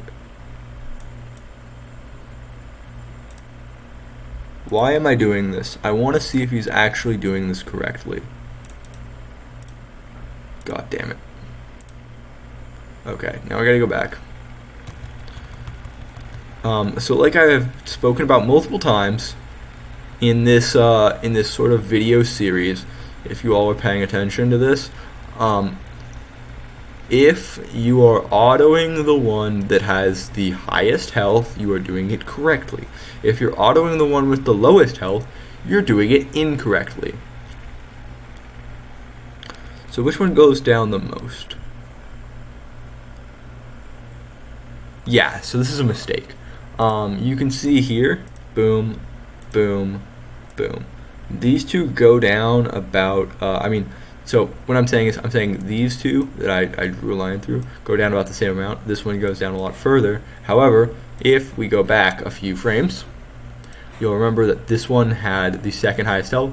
He should be autoing this middle one. He's not autoing the middle one. And that's why this one is going to have a bunch of extra health. He also definitely messed up because this other one should be dead long by the time the first one splits, which means his clear is going to be really fucking slow. He also, this is another reason why you don't start Krugs, because you don't get level 2, which means your clear is going to be slower.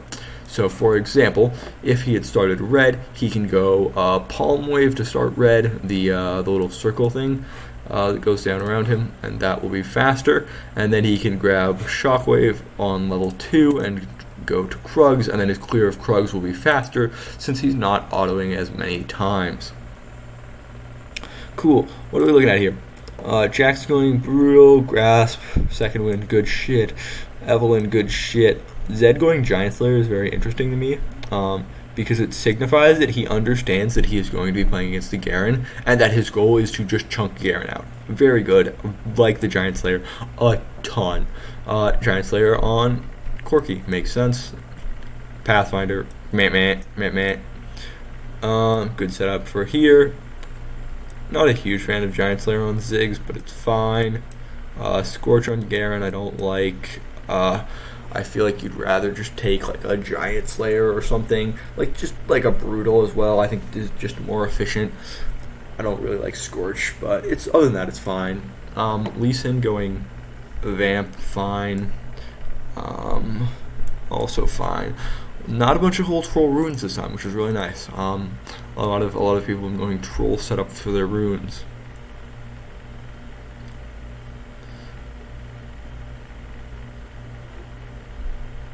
Cool.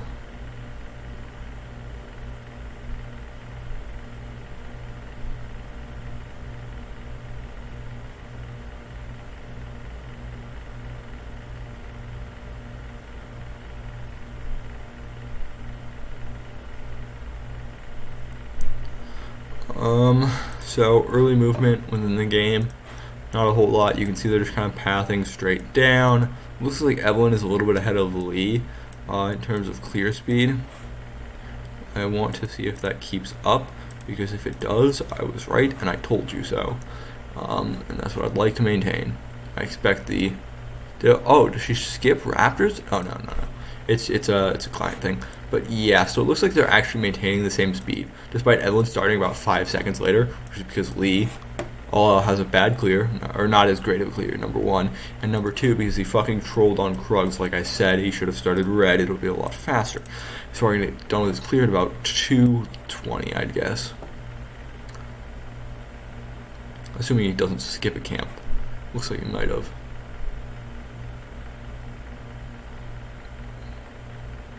Yeah, he skipped some camps.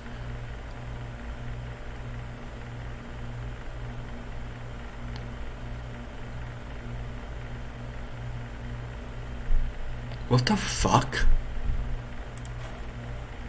I don't. Again, if this is ranked, I'm question mark pinging my jungler here. Double Scuttle is not worth it here. You're just letting your own camps not reset for zero reason. You're going to get more value out of resetting your camps now, and then clearing, and then going this way, or just letting Evelyn have it, because she's going to hit 5 anyways, based off the amount of time. If Like 5 only matters if they're trying to go directly into a gank, but 0711 hasn't done that a lot where he's gone directly into a gank, so I don't think you need to double scuttle here. I think that it's just a mistake.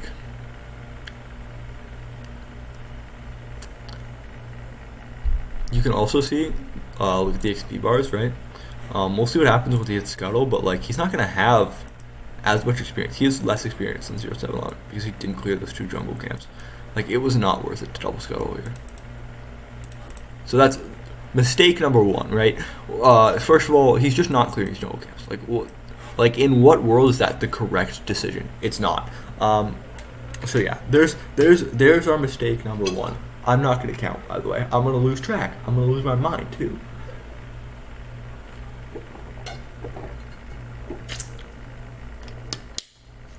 So yeah, there's our mistake number 1. You can also already see that, like, Yezi is managing to keep pace with 0. If you're looking just at health. And this is, again, mostly because of the Giant Slayer. The Giant Slayer, right? And the fact that Garen is ass.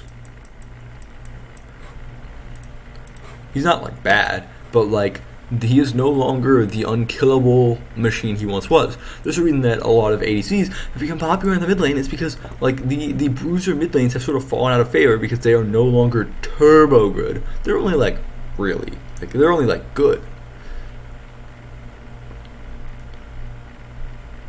DY forced to stop his recall here.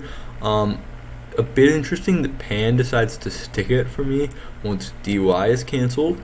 I feel like he'd like to just make sure his support gets the recall off because it's more important to me that the support is free to roam, especially when you have the matchup like Jax Fiora, which, like, if Jax or Fiora gets ahead, it can be really swingy. If you can get the Zed ahead, Garen, he can just continue setting Garen behind because Garen won't have the tank stats he needs. Like, there's a lot of things here that I feel like you'd want to try to help do. I feel like this is also just a little bit too early from DY. Also, bad target selection from Yezi. Luna is way easier to kill even though Nomal has no mana. Which, I'd also like to mention, big fucking issue with mana management here between both of them. Look at the amount of mana Nomal has, and look at the amount of mana DY has, right?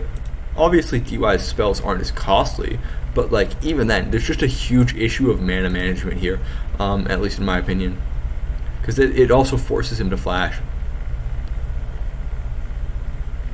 You can also already see how much damage Zed is doing. He is chunking people.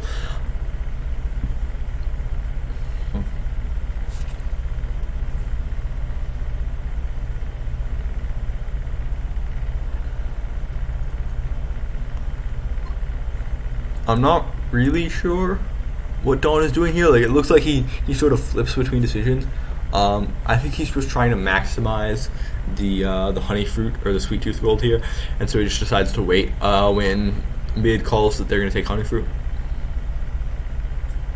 Really unfortunate for Rotel there that minion doesn't draw cannon aggro, because otherwise that's an 80 gold denied.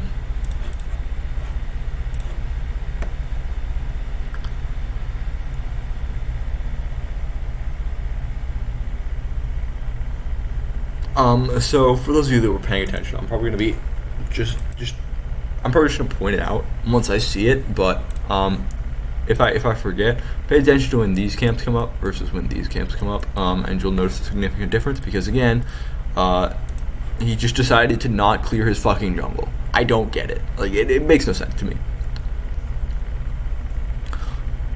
Also, just wait for I'm gonna tell y'all, there's gonna be a clown fiesta at the end of this game.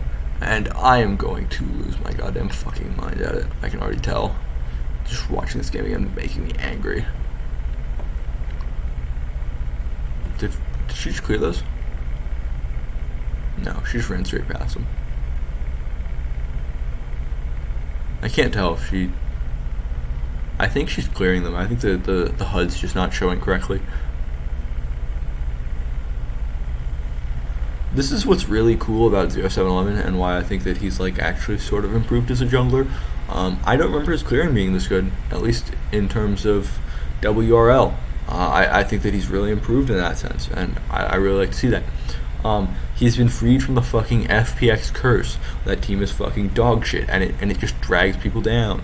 Fado, all that good shit. They're getting sort of ass beaten on that team because turns out the management of that team, I don't know what the fuck they're doing. Like everybody that's gotten off that team has looked significantly better, and I don't know why. Everyone just sort of running through the jungle. Again, this is what I was talking about. Why clearing your jungle fucking matters. She's already gotten a recall off like way in front of Lee Sin. It's fucking ridiculous. I'm not sure about Awakened Soul Stealer on Evelynn. I understand why I think he goes for it, just wanting to have that ultimate off cooldown as much as possible. But I feel like something like Lichbane or is probably better first item, or like the Ludens or something, just going for full on burst, even though you're not gonna be poking. I don't know. I'm just not a huge fan of the Awakened Soul Stealer first item. I feel like there's got to be a better one. Yeah, I also feel like it's not just like it. To me, it feels like okay, cool. It doesn't really do anything though. There's not a lot of damage from it, so you're just kind of there. So why? Why does Zero show here? I don't get it. This is another one of those like I don't understand. Like it's lost on me. I don't fucking get it. I think does everyone show? No. So they have no clue everyone's here. Actually, I can't. Does Nomal get the... I'm trying to see if Nomal has the passive proc on him or not. I can't really tell. It looks like it might, or it might have shown. But I don't know why Zero hits Baron here. Because you have the Yellow Ward, right? And there is no reason to drag this out this way. You're not gaining anything in terms of time, at least. And like your team can't do it because they're stuck in mid lane. Lee Sin's currently clearing his topside jungle. Like, explain it to me. And so he just provides a free leash for J-Team, which is really, really cool, by the way. I want to talk about this because this is a fucking disaster class by ROI, which is honestly really fucking impressive. How badly they play this. So first of all, Nomal goes to Body Slam, Ratel goes to Fiora Q, her little pokey poke. Yezi TPs to the other side, ignites Doe, uses his ultimate on Doe, chunks Doe down, and then just proceeds to like almost win a 1v4. Like just a fucking disaster class on how to use your abilities. Because like Gragas ultimate gets blown here. I think he's very clearly trying to I don't know how to explain it, but like he's trying to I think he TPs too early, but I think he's trying to predict the Gragas ultimate. But like, look at how many people are here that are just gonna get fucking turbo blasted. It's 1-for-1, and then 079 just has the ability to just. It's 1-for-1, which isn't bad. But then like Luna just takes the worst fucking retreat path of all time. Like, homie, you're not that guy, okay? Also, really cool idea by 079 here to try to sneak past around the mines, but it doesn't work. Yeah, you're not going to win the 1v1 against the Evelynn. Other Ziggs have won 1v1s that are harder, but you're not that guy, Luna, so sit the fuck down. I thought this was really impressive from Yezi, though. Like, just the ability to do this much damage. Because, like, Doe gets chunked, Ratel gets chunked, and somehow they managed to only go 1-for-1. Which is honestly impressive that they only go 1-for-1. They should have probably gone 2-for-1. Also, Zero just has the worst fucking Garen ultimates of all time. He constantly uses it and just doesn't get anything like in return. I don't know how he does it. It's actually impressive.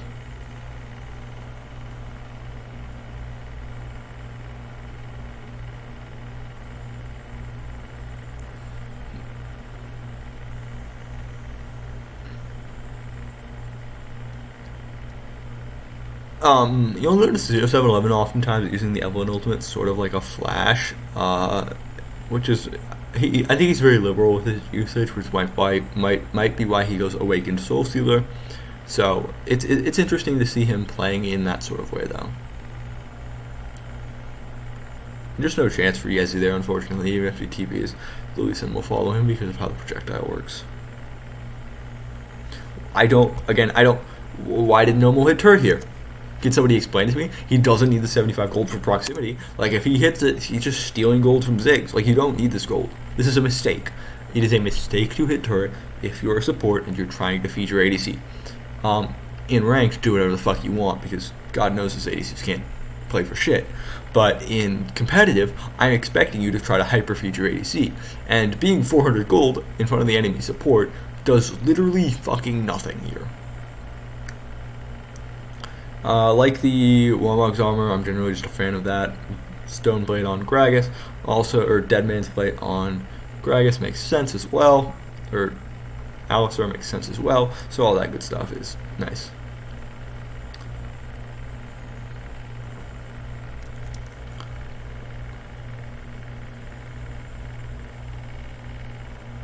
Another beautiful disaster class of a dive here. So let's sort of break this one down, because I want to talk about how fucking awful these dives were.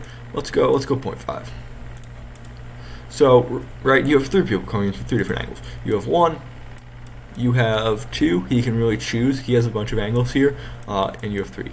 Doe really has the option to go either this way, or he can try to go over the wall, right? So he has a bunch of options here, and so does his team. So what do? Right?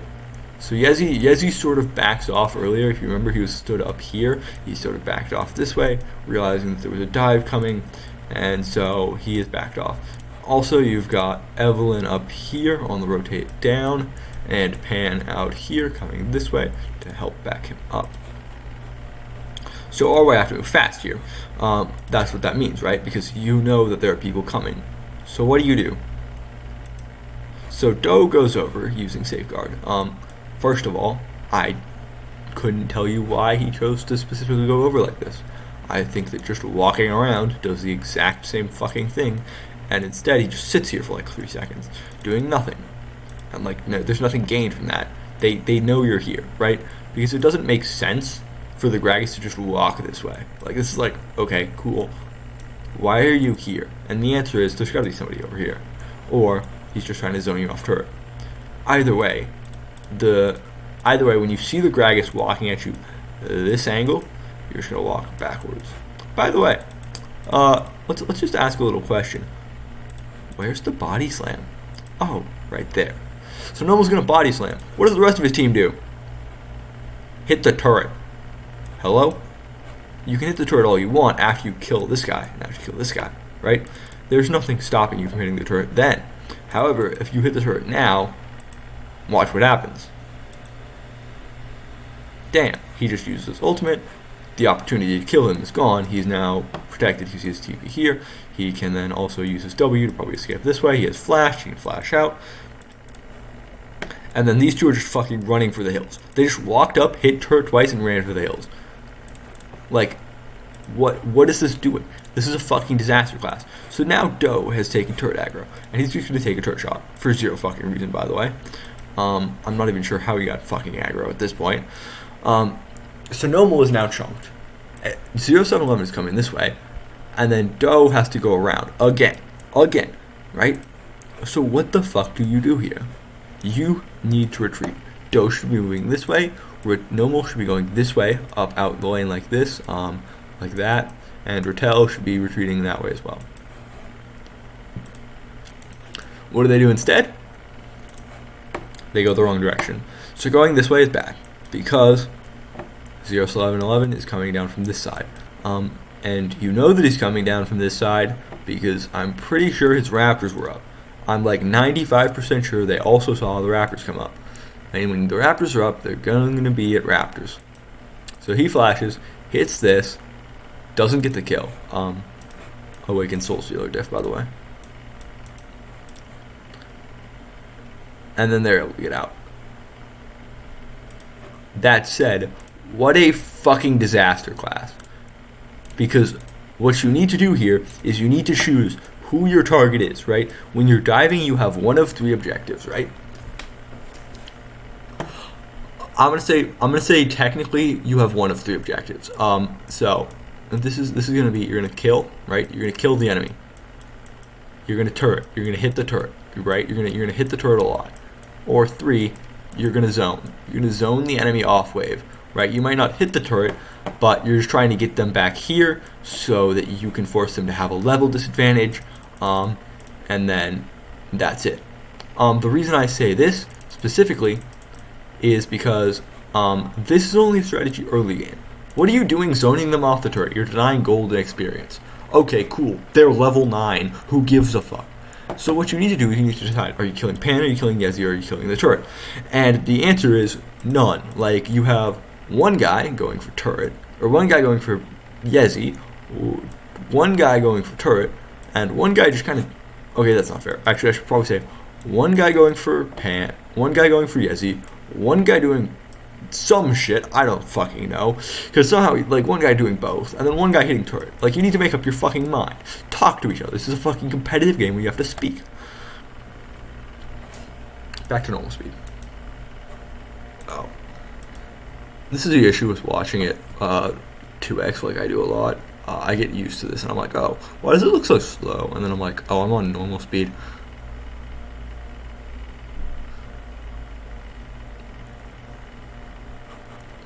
Now.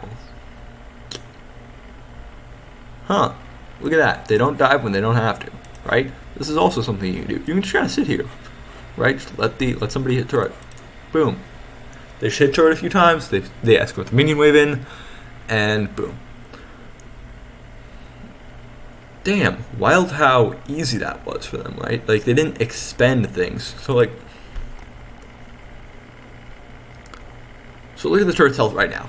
1002, okay? 1002. Actually, hold up. Let's make this even better. Let's go back a little bit.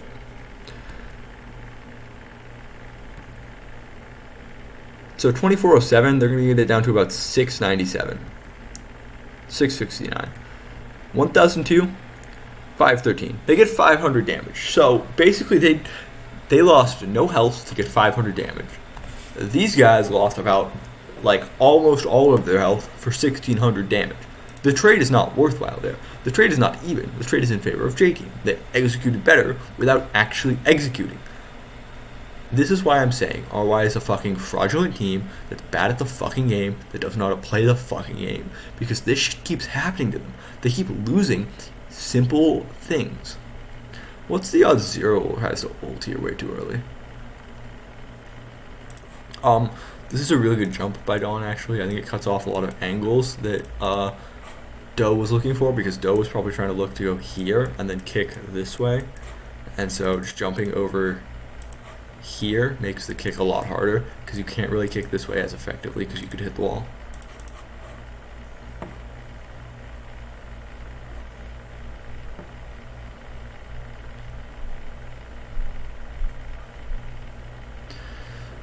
So Yezi should clear midwave here. We have the next dragon coming up in about 45 seconds. So that's what I expect to really be the next major objective. There probably aren't going to be any team fights until then. I talked about it in a different video, but I really like this Divine Sunder Riftmaker video, or build. I think it's really good, especially because Jax has a lot of AP ratios on his W and his ultimate, so it's really good for that. Fiora going Sunder here or Fiora going anti-heal here is a bit troll, because you're just going to out-heal Jax. It's better to have the Borg passive than the anti-heal here. Like I said earlier, not a huge fan of this item first. I feel like there's better ones. This is Omega Troll. I don't know why you'd go that. If you need a defensive item, just build health. And if you want AD, build an AD item, or like Black Cleaver or something, right? Because Black Cleaver does the exact same thing as this item, but it's 100% better.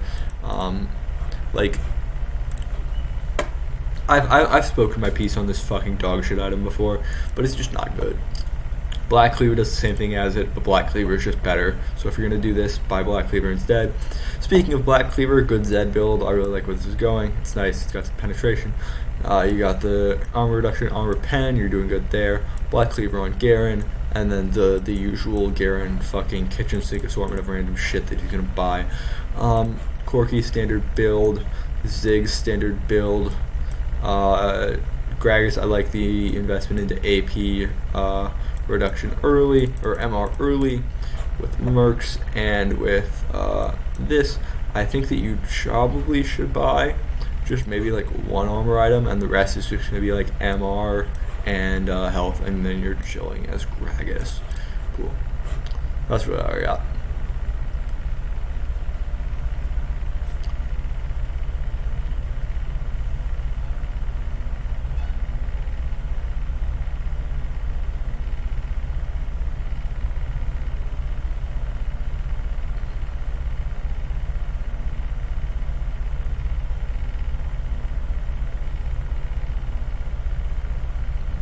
Okay.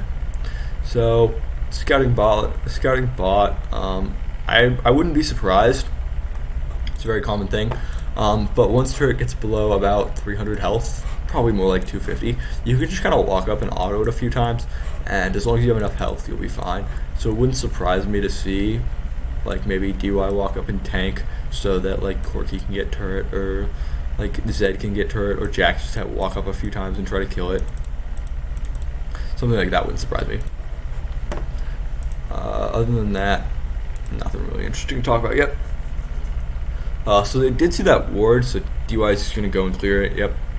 Sure. Just, yeah, making sure there's a zero vision around here. Okay, cool. So now we can actually talk about this fight. So first of all, the most important thing, what's going on in top lane, baby?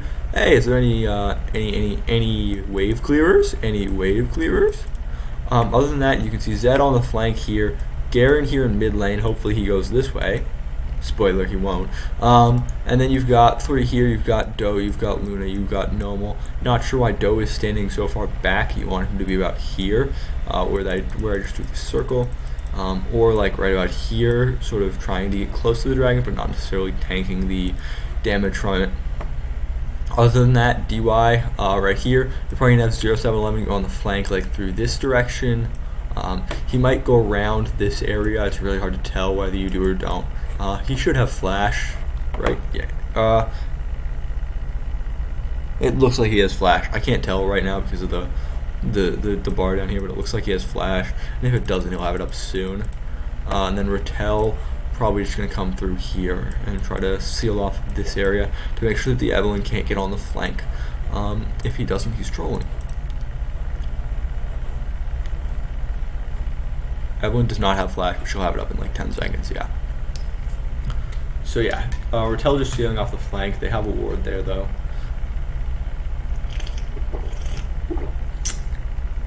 And now it's time to speak my fucking piece about wave management. I've said this before, and I'll say it again. Garen, Fiora, one of them needs to go match. This is like a common thread that I want people to realize. In a lot of the RY games, they take awful fucking trades. Like, look at this shit. Jax is just up here. He's gonna get a turret for free, and like, if J-Team are smart, and they are, and I'm pretty sure they realize this, they just stall. Like, the objective here is to just reset Dragon as many times as possible. You don't want Dragon here. Because... excuse me. Sorry. Oh, I got a burp and it will come out. Because the objective, the more it resets, the longer it takes up here, which means the longer time one of these two is going to have to go deal with it. And the fact that they don't have somebody dealing with it already, Fiora should be recalling right now. Like, Fiora should be recalling or Garen should be recalling. One of those two should be recalling to go clear wave. Otherwise, you are trolling the fucking game. Right, look at this. 400 gold lead. 400 gold, okay? Right?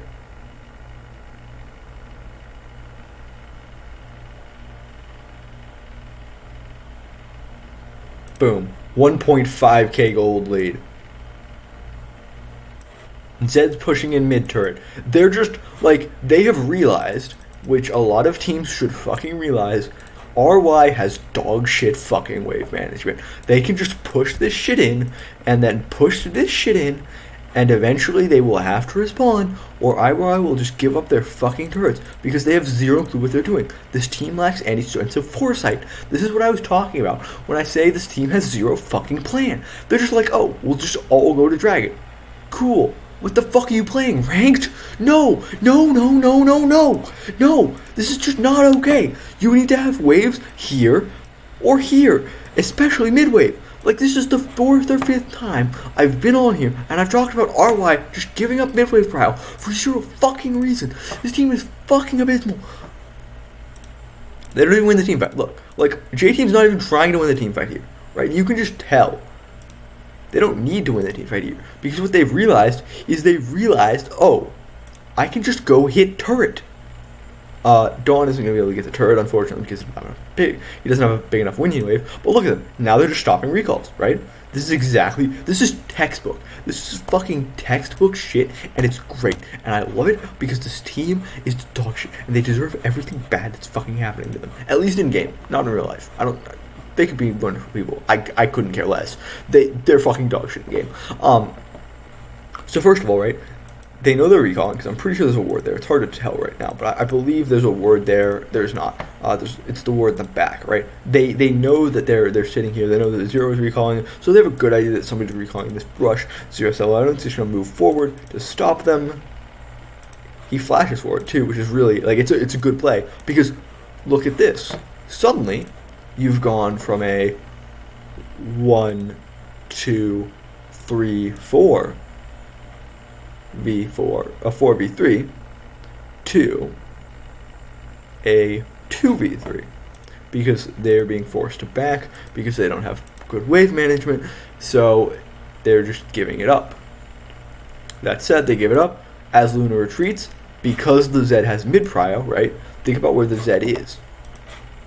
The Zed said, okay, we're going to give up Dragon. I'm going to knock down this turret. Once I'm here, how do I leverage this into something else, right? That's the most important part. What's your next step in game, right? He's here. What does he do? He goes this way because he knows that the retreat path of the Ziggs, who was standing right here, he has to go this way, right? Or he has to go, and excuse me for drawing this on the map. It's a little bit, I don't want to make the map too crowded, but he has to go this way or this way, right? This line correlates to this line, and that line correlates to that line, right? And so he knows that if he runs from over here, he will eventually meet the Ziggs. The Ziggs is a free kill, and he can just get that kill, and then he can go back to mid lane, right? This is the most important part. He can then go back to mid lane and push and wave again, because these two have to recall. Garen's matching Jax, and the other person is dead.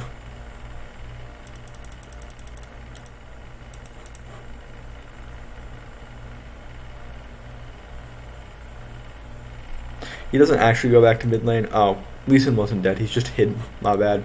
I thought Lee Sin died in this gust, and in the fight, I missed it. So Lee Sin didn't die, but even then, right?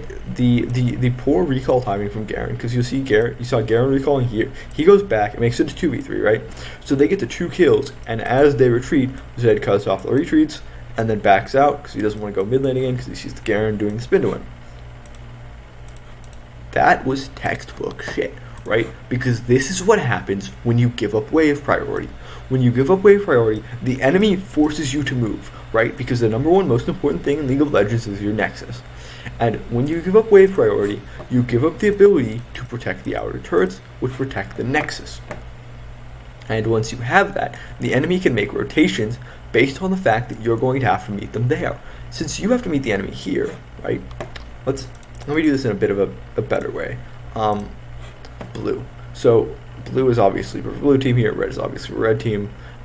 We are treating a J team as blue team because their health bars are blue, right? So when you push up this wave, the enemy. That's a shitty arrow. Let me redo that. You push up this wave, the enemy has to meet you and respond, right? They have to come out this way, even though they were here. So they're going to recall. They're going to go back here, and then they're going to meet you there. And when they do that, they have to meet you here. They have to clear the minion wave. They can't just leave the minion wave alone, otherwise it'll take the turret. This allows you to move, maybe to Baron, maybe to mid lane, maybe to Dragon. This is what allows you to make movements in League of Legends, right? This is why the shove is so important in mid lane, right? Because if you're a mid laner, we'll use red again. If your mid laner is getting shoved in, he has the ability to move first. And when he moves first, he's a Katarina who's 0-1-0. He shows up in bot lane. Your mid laner didn't tell you. Suddenly he's a Katarina that's 2-1-0 and the game is over. That is the ability of Leg Prio. And that is why this team is fucking dog shit. They don't know how to play the fucking game at a fundamental level. It's just fucking horrific to watch. It's abhorrent to see. And it's a fucking disgrace to the Wild Rift community, because this is the shit that we get criticized by PC League of Legends pros about, because they're like, God damn, how is this team so fucking bad?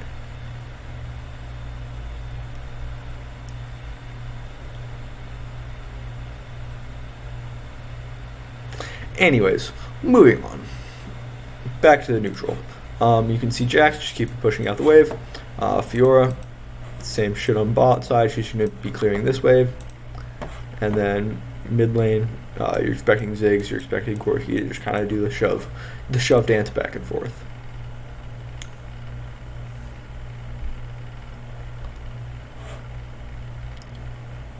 Pause.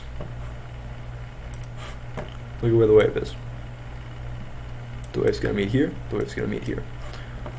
Notice where the waves meet on average, right? They meet in this dot. I'm gonna draw this solid line. Okay. Actually, no. I should draw this dotted. I'm gonna draw this dotted line. The reason I draw this in a dotted line is for a specific reason that we will get to in a second. I'm gonna use black pen to designate everything else. That's actually not seeable. We're gonna use red pen. So waves normally meet here. Look at where this wave is meeting. Look at where this wave is meeting, and look at where this wave is gonna meet. Notice anything different? Right? Maybe up here. This is because Garen keeps fucking rotating the mid lane for zero reason, right? Why is the Garen here? Why is he here? He does nothing. He's not doing anything here, right? Because when you think about it, what is the Garen doing in this team fight? He does nothing. He can't clear wave. If Garen walks up to wave, Corki's just gonna Gatling gun him, right? Garen can't get in this close of range. Like, Garen can't step past this imaginary line in the sand I've drawn. You also notice they switch Zed top lane after they get the shove, right? Because Zed's a bit of a weaker shover than Jax, although he has good shove. And so, what they're going to do is they're going to shove with Jax, and they're going to put Jax on weak side. Jax is on weak side right now, because there's no objective here, and there's objectives here. They want Zed for the team fight, they want Jax to be split pushing, because what they have seen is they have seen RY can't manage waves, and they can't manage team fights. They can't do two things at once.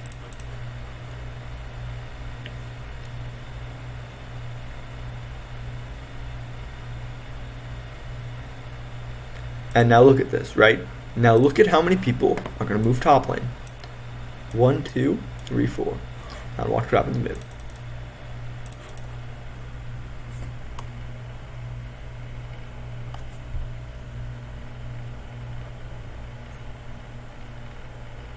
This is exactly what I'm talking about when I say that RY doesn't fucking get it. There are 3 people top lane, 1 person mid lane.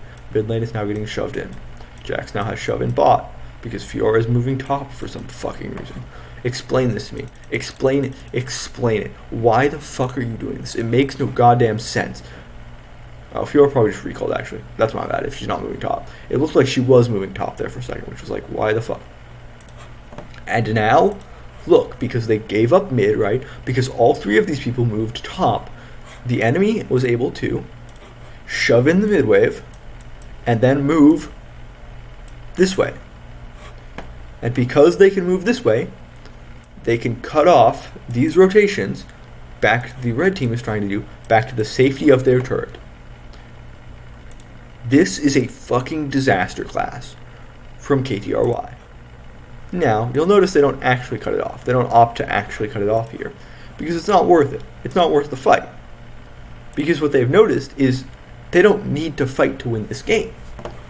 What JT are going to do, and I will make very clear note of this, because this game is going to go for 25 minutes plus. Actually, it doesn't go for that long. It goes for 20 minutes plus. The reason that I make note of this is because this is what JT are going to do a lot, especially with Dawn, especially with one in the silent, especially with the 3 mid. Because what they're doing is they're doing a 1-3-1. Right? You can also do 2-1-2. This is popular, especially if you have like a a supportive top laner, like the Lulu top or the Janeth top. I made a video on that a while back about, I think Weibo Gaming used it, and they used it with Graves to very great effect. And so this is what I was talking about, like 2-1-2, you can do that. However, you need to make sure that this mid laner has very good ability to shove, because it'll likely be 3 versus 1. That said, you'll have the shove on side lanes because it's 2 versus 1.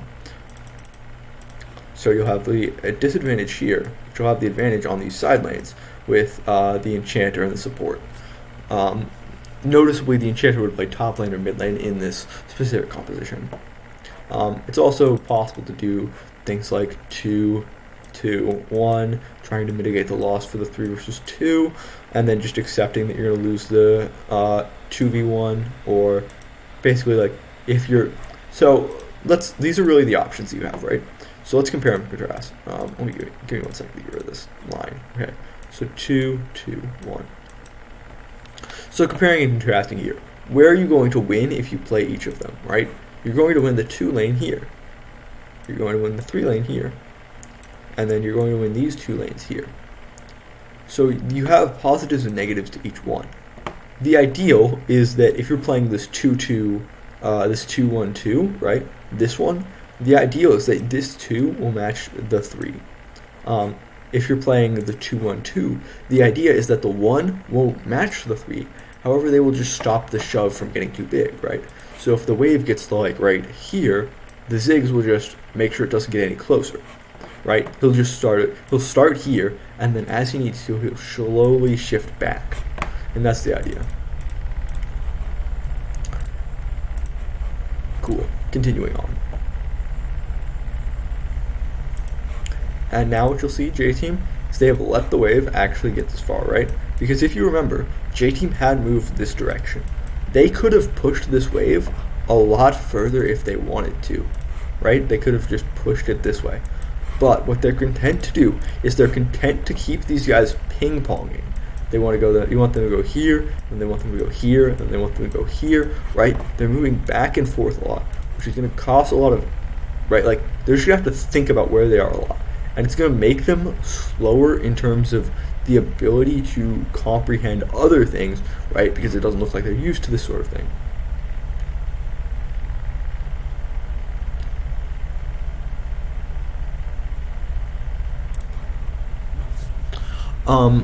I will talk about this a little bit at the end. If I forget, please do remind me in the comments.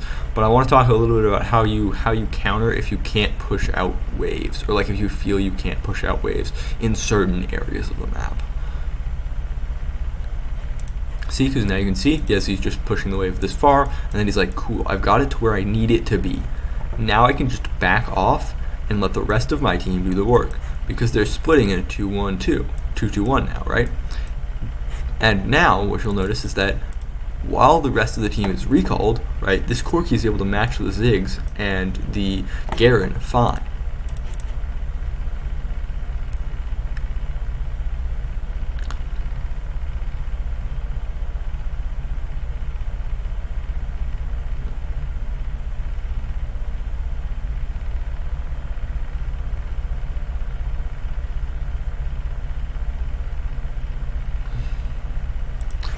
Again, look at the gold differences.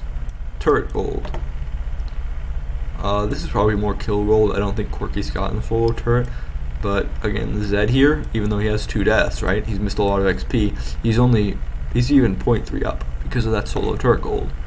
This is exactly what I'm talking about when I'm saying like turrets are very important in terms of who you kill. Also, this Lee Sin build is fucking dog shit. Why would you build Sereldas here? Nobody is building armor. Like no one has built armor on this team. Serelda percent penetration is not hit here. You want pure lethality, right? Because if you're like, well, I need Sereldas for the slow, then you're just not using your mobility correctly. I'm sorry. Like, you cannot tell me that you're getting outpaced by Jax, Corki, and Evelynn. You might not be able to catch the Zed, that's fine though. You might not be able to catch Alistar or kill Alistar, that's fine though. You want to kill Corki, and you want to kill Jax, and you want to kill Evelynn. Those are your big targets. Why are you building Sereldas instead of like a Triforce here? It makes no sense. Think about what you're playing against. Also, if you're complaining that you don't have the ability to catch your enemies, if you had just built Black Cleaver here, you'd have the speed up passive from Phage. So, I don't get it. I don't get it. Make better decisions with your life is all I'm gonna say. Or if you'd built Triforce instead, you'd also have the speed up passive. Like, it makes no sense. I'm sorry.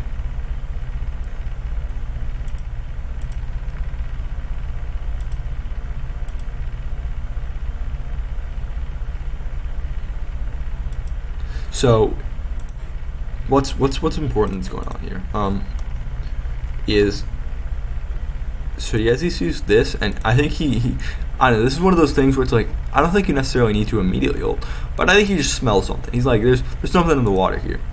So then, 3 of them are gonna show, right? So 1, 2, 3. How do J-Team react, right? That's the real question. First of all, Yezi repulses all of them at once, right?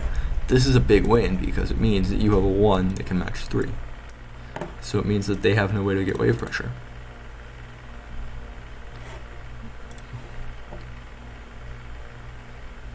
And then you can see, right, the collapse from J-Team here.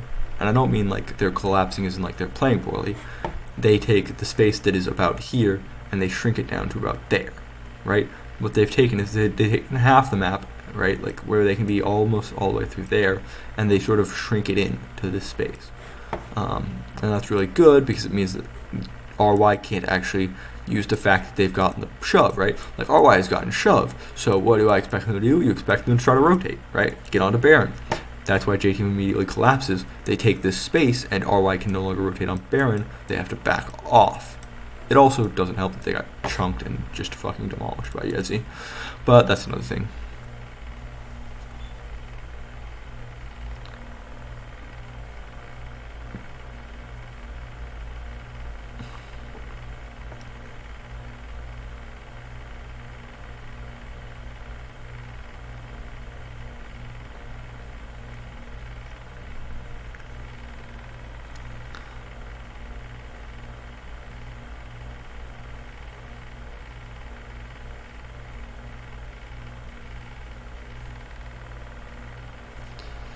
So, this is just a fucking question mark. Why is this such a bad mistake? Like, you know, they're punishing him for shoving wave. Dragon. Think about who you are. You have to think about who you are. There's no way that this kill is worth it. So let's go back a few seconds actually, because I want to talk about this. So Dragon is spawning in about 10 seconds to this point. You can see Yezi establishing control. Evelyn's going to scout out Doe.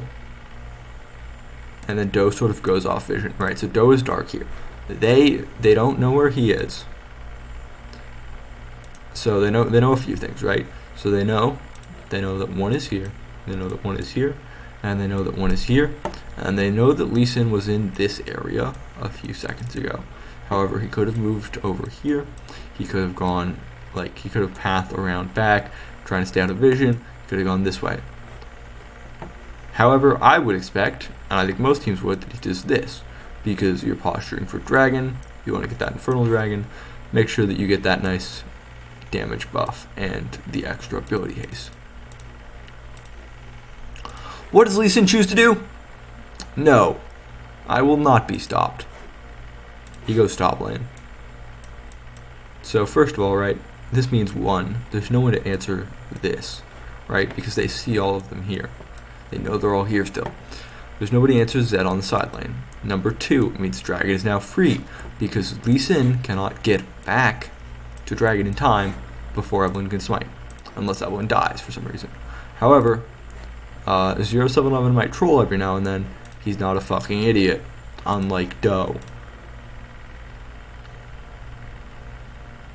So I want everybody to sort of ignore everything that's going on the screen right now and just watch the minimap, okay? Just watch what happens on the minimap once Lee Sin shows on vision, okay? So look at this. Lee Sin is now showed on vision. What happens? Immediately, Evelynn starts going in position, right? You can see that she just sits here now.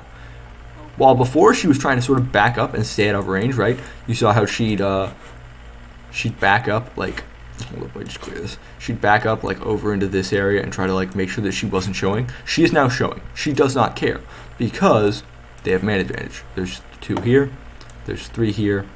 It's a 3v3, and Zed has move, right? Zed can move here easier or quicker than these 2 can get here because Jax is stalling right now. Zed can also do this and gets a turret for free. Really depends on what JT wanted to do. But look at this.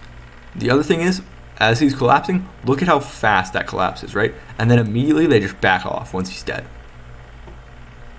But what have they done? They've just walled out this area, right? You'll see that Zero took a good chunk. We don't actually see what happens, but you'll see Zed moving over this way, and then as Evelynn moves down to take Dragon. Lee Sin is still up top. So, how fast can Lee Sin get here? It's going to be at least 10 seconds. This means that Dragon is now just free, right? Because Lee Sin either has to recall and then try to use Home Guard to sprint this way, or he has to just sprint all the way down. Basically, Lee Sin has just fucked his team. And you'll notice, look at this. They just secede mid-brile. They're like, yeah, have it. Like, look, we will let you have this wave, right? Because, as you can see, there's a wave coming in. And as you clear it, we can just kind of sit right here in this little pocket. I don't know if pocket's necessarily the correct word. And then we can go do this. We also know you can't do Baron because Luna's right here. If you are Lee Sin, don't have enough damage to do Baron. Also a big issue with Lee Sin and why you should pick someone like Kha'Zix instead. I think Kha'Zix was banned actually. Why you should pick someone who can actually do Baron with a top laner instead. Lee Sin is dog shit.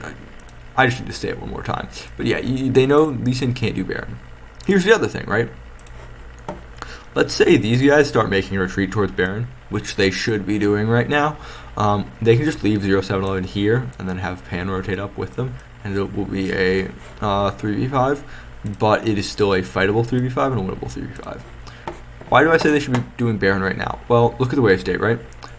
Wave state here is pushed. However, you see 1, 2, and you kind of know that Evelynn and Corki are doing Dragon, basically by the fact Corki hasn't shown, right? Because if Corki was doing something else, he'd be right here, or he'd be right there on the map, right? Those are the 2 places Corki can be.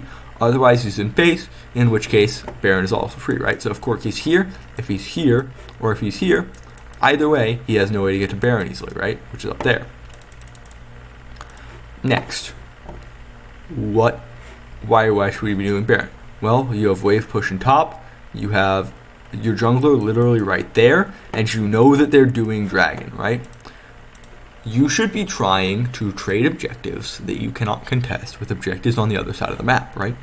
It's the reason that I've sort of spoken about waves the whole time, right? When I was talking about earlier, when Jax was pushing top lane, what they were doing is they were trading this turret right here that I'm sort of pinging with my yellow for this Ice Drake, right? And that's what they're, and let's say in comparison, right? Like, what is RY getting out of this? As J-Team beat the Dragon, RY are going to get what? A singular outer turret? That's about it? As also their turret just gets chunked down and Lee Sin gets a bunch of jungle camps? That's it. Like, so what did RY get? They just got this outer turret. But this outer turret doesn't do anything. It's going to fall anyways, right? You can expect this outer turret to fall, and you don't really care. It's not a lot of gold difference, especially given that Jax already has a 2.5k lead, right? Not to mention, you're already getting damage on that turret, right? That turret's about half now. So what you really did is you traded one turret for 1/2 turret and Drake. You can make your own conclusions on who you think came out on better this time. However, in my opinion, given that they already have Mountain Dragon and Infernal Dragon, the Drake side is always on top here.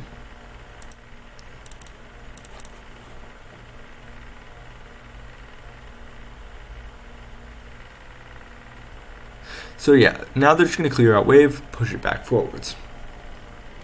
So you can sort of see, we sort of get a replay here of what happened about how the collapse happened. You can see they're just trying to kill Luna, and then 07 Edge gets a chunk in, forces out a few summoner spells, and then it just decides to back off.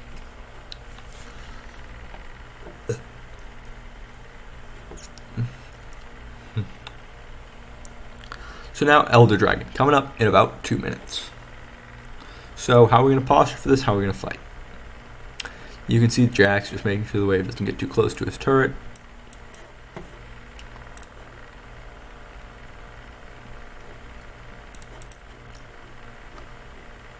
Also, you can see Jax building the Bork. Other than that, he's pretty ahead of Fiora, still 1.5k. Lee Sin is 1.9k up, but it doesn't matter, right? He is 1.9k up, okay? How much is that converting to, right? 3 items. 3 items. He is up about the difference between the 500 and 1500. He's up actually effectively about 1,000 gold of stats, right? And that's only an AD. So, like, he's also not getting the massive amount of scaling that Evelynn is. His build is also just Omega Troll, so he's not getting the most effective value. Like, he's just... Lee Sin is not doing anything here. Lee Sin is just... Even though he looks like he's really far ahead, he's not actually ahead. Other than that, the members who need to be ahead are ahead, the Jax and the Corki. Those are the 2 most important members. The fact that Zed's going even is a nice bonus. I think the Zed's investing a little bit too heavily in Pen here. I wouldn't have invested in Serelda's. I think that you invest into just a straight up damage item here. Not a lot of armor on the enemy team, like I said, for the same thing for why you shouldn't build Serelda's here. There's not a lot of armor there, the percent isn't doing as much. You'd rather have flat Pen or something like Triforce that just gives you a flat amount of more damage. All the base armor levels are still probably relatively high. It's not as high as you'd like, I think, till you get the maximum amount of value. Again, where's the objective? The objective is here. Where is Doe? Doe is down here. This is a 3k gold lead, right? I want to stress that this is very much winnable. Barons have overcome this much before. I remember a Weibo game way back in WR1 where they were like 6k down, flipped Baron, and won the game immediately because they got a wipe. Like, that's the kind of thing Baron can do. And so if Doe shows here, he's an idiot who should be kicked. No offense.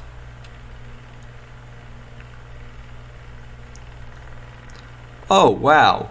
Look who he just found. Doe. Right? Like, this is why you don't just... Like, what is he doing? What is this gaining you? I don't know how to explain my utter fucking contempt for this. Like, you are playing Lee Sin, you're walking through the middle of the enemy jungle, you have no fucking vision, you're just doing shit. You're doing shit to do shit. What the fuck is the point of this? Why do you do this? Right? Like, when 0711 was walking around here, he had a very purposeful intent, right? He's like, I want to get onto the Ziggs. I want to kill this Ziggs, and then I want to get out using my ultimate. He does not have any intent. He wants to just gank Jax eventually. How is he going to gank Jax? I don't know. What happens if the enemy starts Baron? I don't know. Like, think about what's going to happen if you do something. This is why I hate playing ranked also, because people act like this and not like this. But I also will act like this every now and then, so I guess I don't deserve to criticize.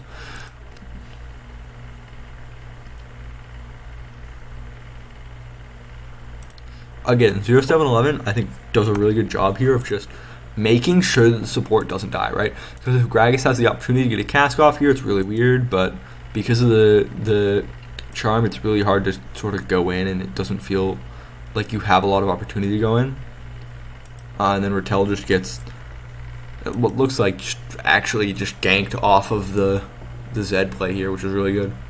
Right, because you can see he probably just dashes over this wall and then hits her with the ult. That's the flash for it, but still a win. So what you just traded is you've traded the top laner for the ADC. So what you need to do is you need to leverage this with something only the ADC can do. I'm just putting a circle on the map for no reason. Putting a circle on the map for no reason. Like, it's not like 2 men just showed bot lane and, like, I don't know, that maybe just Just ignore all these circles on the map around a neutral objective. There's no reason for it, okay? There's no reason for it. Especially not when you're literally already walling the enemy out like this. Like, there's just no reason for it. It's not good. We're just not going to take Baron. I'm not sure why he smites there, because I think that just gives him away. However, this is a really good ultimate. I think it's a pretty well-known technique at this point for Evelynn players, but just using your ultimate as a flash there, really good idea. And oh look, damn. How do they lose this? It's just fucking... This is a disaster class. I don't know how to explain just how much of a fucking disaster class this is. So, wait, hold up. Does Luna get hit by this? No, okay. So just 3-man Evelynn ult into a lot of damage, but Dawn, because they all chase around like this, and they just ignore that there are all other members coming this direction, Dawn just gets a free flank onto the Ziggs.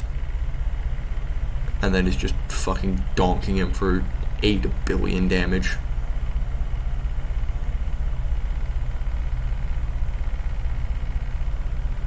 And so now the KT have to recall. I wonder what J Team are going to do.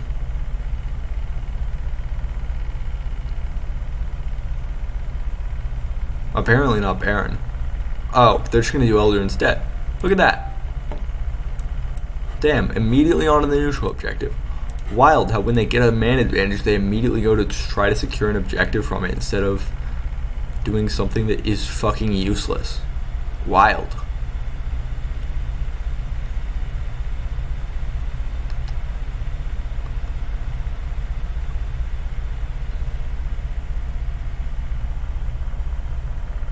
So they get repulsed because of the Ziggs ult in the comment, right?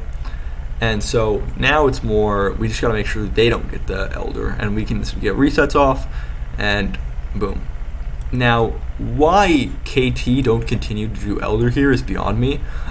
I think it's maybe just because they don't have support and they don't feel comfortable. But even then, you can just keep dragging it out, and if you just keep dragging it out this way and don't kill the ward, and just keep doing damage to it and force JT to respond, they won't be able to get the resets they want off.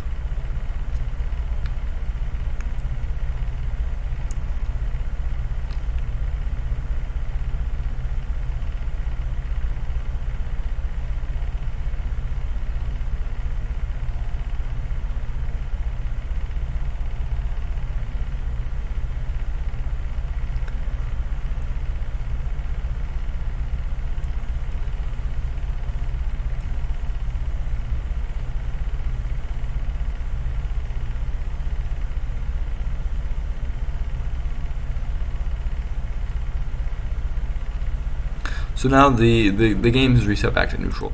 And you'll notice something, that JT aren't really trying to force the Elder Dragon right now. You're probably like, damn, that's a little interesting. Isn't the Elder Dragon just the best buff in the game? Yes, but they don't need to get it. Why? Because, as we've shown before, KT can't manage wave states.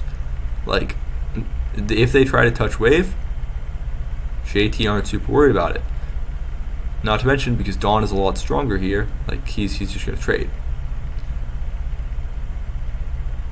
And see, here's the thing. When Rattel shows, or when 0711 shows, I think it's more of a coincidence, but he shows when Lee Sin is backed. However, he also shows when there are like 3 members around the objective already, right? If you remember when Lee Sin showed earlier, they were all just kind of standing in mid lane, like for no reason. However, when he shows, I think it's very much a more purposeful show, because you can see that there are members around the Elder Dragon already, ready to fight for it, depending on what's going to happen. And then, as they realize nobody's going to push for Elder, they rotate up through mid, and then come meet the rest of the team.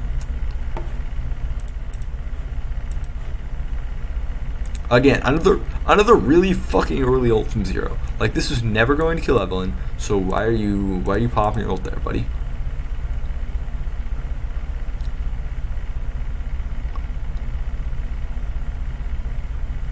Really good outplay by Dawn here, jumping onto the Honey Fruit, making sure that Lee Sin can't grab it.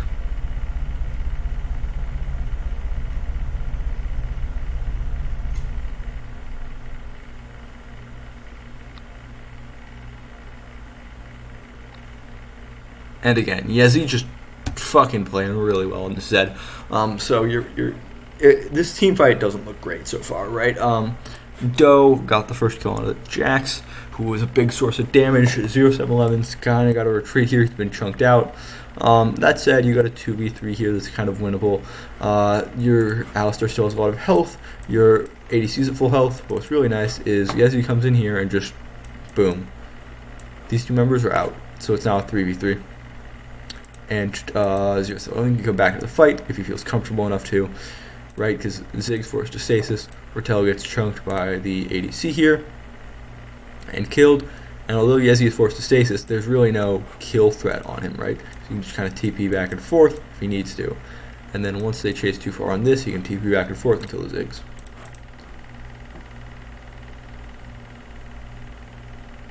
Doesn't have to TP back and forth. So really nice, well played there. Well played by J-Team. They can now go grab a neutral objective if they'd like. However, I feel like they'd probably like to reset. Just based on the health bars, you can see only half, a little less than half. But I believe DY should have Warmogs at this point. You can also see they're just trying to push out to grab the minion wave and push it forward. Jungler for jungler trade. Again, you'll notice that they also decided to just push out the wave really quickly and quietly before they took that fight. I don't think that was necessarily a consequence of one or the other. I don't think they were trying to like take the fight after they pushed out wave. It just so happened that way. That said, you can tell the fundies are good because they're just trying to. They immediately go to push out wave and try to get the inhib.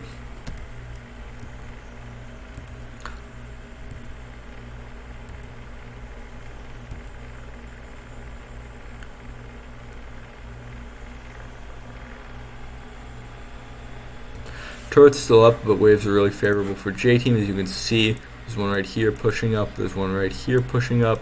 The mid lane's sort of pushing into them, but Corki can clear that really quickly using his bombs and his rockets. He also can just hold it if he wants, but it looks like he already reset it actually, so it looks like those timers were a little bit old.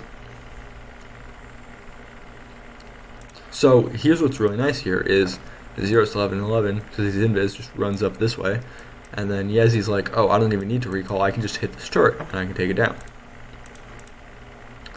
And this is why I was talking about, like, J-Team feel no pressure to start a neutral objective, because they know that if RY starts a neutral objective, they will win the team fight, because RY has been piss poor at team fighting, and they know that they don't have to start a neutral objective and risk a flip, because RY can't manage their fucking waves to save their life. Right? Because if this goes to 25 minutes, J-Team are a little bit nervous that maybe their turrets will start burning and that'll even it up, right? Like they'll lose a lot of this outer turret advantage that they have, although the inhibitors don't burn. So that's something to consider for them. However, because RY just can't fucking manage waves, they have nothing to worry about. Like they're just chilling. Because look at this. Yezi can get this and then he can get the fuck out of here. This is also just I fucking this shit is great. So 0-7-11, as we saw earlier, he's going to run up this way, and then he's just going to kind of hide behind this corner in stealth so that he doesn't have vision, and so that when Luna walks around this corner thinking it's safe, he's going to jump directly on top of him. You can see that the Zed TP'd out from this way down sort of over here on the map, and then DY also coming this way to match if he thinks the support's going to come. It's a really good play here. You can see that he blasts past Noble. Noble just doesn't even have a chance to respond, it looks like. Because I don't think Noble is expecting that he knows that the Ziggs is here. Because he just goes straight this way and immediately into the pulverized headbutt. Or headbutt pulverized. And then Zed with the immediate follow-up. Really good.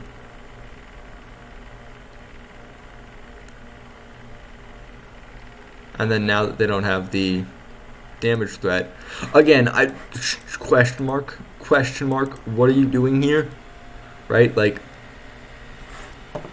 you're down 2, you're trying to take a 2v4 with 2 of the members who do the least damage on your team. The Lee Sin and the Garen. Gets the Corki, but okay, cool. Like, what does that do? Does nothing. Because you're just trading your life for his, and like 5v4, right? Let's say it's 5. Hold up, let me fucking redraw this 5. It's dog shit. Let's say it's a 5v4, right? And then you trade 1 for 1 to 4v3, and then you trade 1 for 1 to 3v2, and then you trade 1 for 1 to 2v1, and then you trade 1 for 1. It's a 1v0, and I can tell you that once you get past this point, once you're trying to get down here, it becomes infinitely harder to trade 1 for 1 because everybody will be low health, so it's a lot easier to get a little streaky. Trading 1 for 1 in this scenario is never advantageous for you, especially if you're the Garen, because you're a frontline member of the Engage. You're supposed to be the Lee Sin's sort of body, his big boy in the way. And so when you just trade 1 for 1 for the Corki, it doesn't do anything. Okay, cool. Now we can just start up Baron for free because we know that you guys have 1 less member, and Jax can just keep pushing side lane. Or Elder.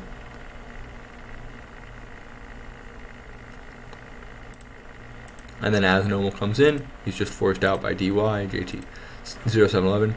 Just a good leash pulling it this way, so that if Nomal wants to come in, he has to fully commit, and then DY can just get onto him right here, and then he's dead. And then again, look at what's happening top lane. Jax is just pushing in wave. Side lane, Zed is just pushing in wave. There's wave being pushed in right here, so there's no way to respond.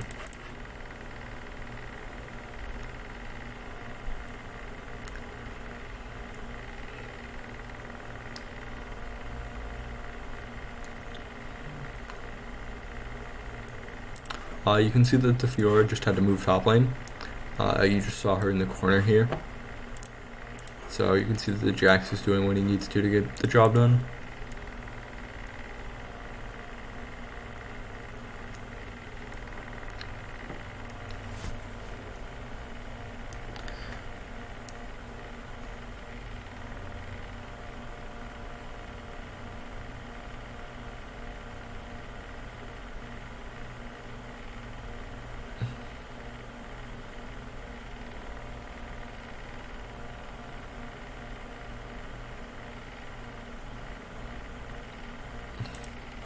I question mark ping this. I don't know why you're checking Baron here. Like if they're going to do Baron, they would be on Elder right now. You have less vision on Elder than you do Baron, so they'd be more likely to be on Elder anyways. It's a lot more efficient for this team comp, right? Because if the Evelynn and the Zed get Elder, they can basically just assassinate you a lot more efficiently, and that's what they're really looking for.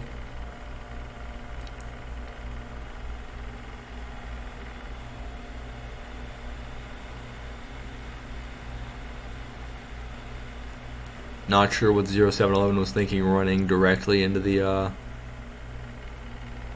circle, but you know, fuck it, we ball.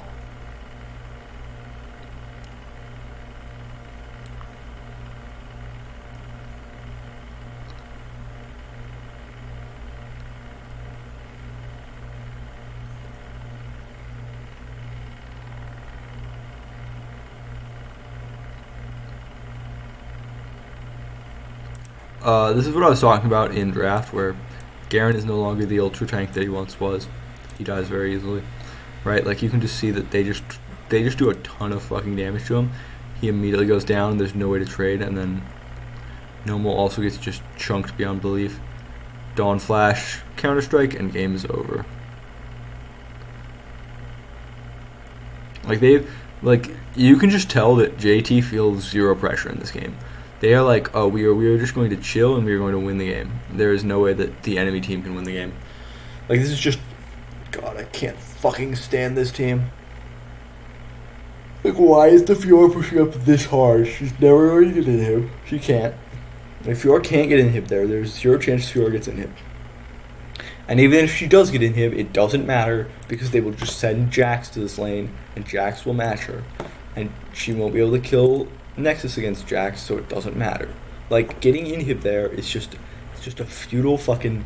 It's a little pat on the back. You're like, oh, I tried to get inhib without thinking about what the fuck that death actually means, because it all but secures the Elder Dragon. Because that means that there's no one to contest. fucking horrific. This game is fucking horrendous. Like there's zero care being put into the game. Like if you told me that RY were just paycheck to paycheck and they were like, yeah, we're chilling, and I would be like, yeah, I believe that. Like these people don't fucking get it and they don't fucking care. It doesn't make sense to me.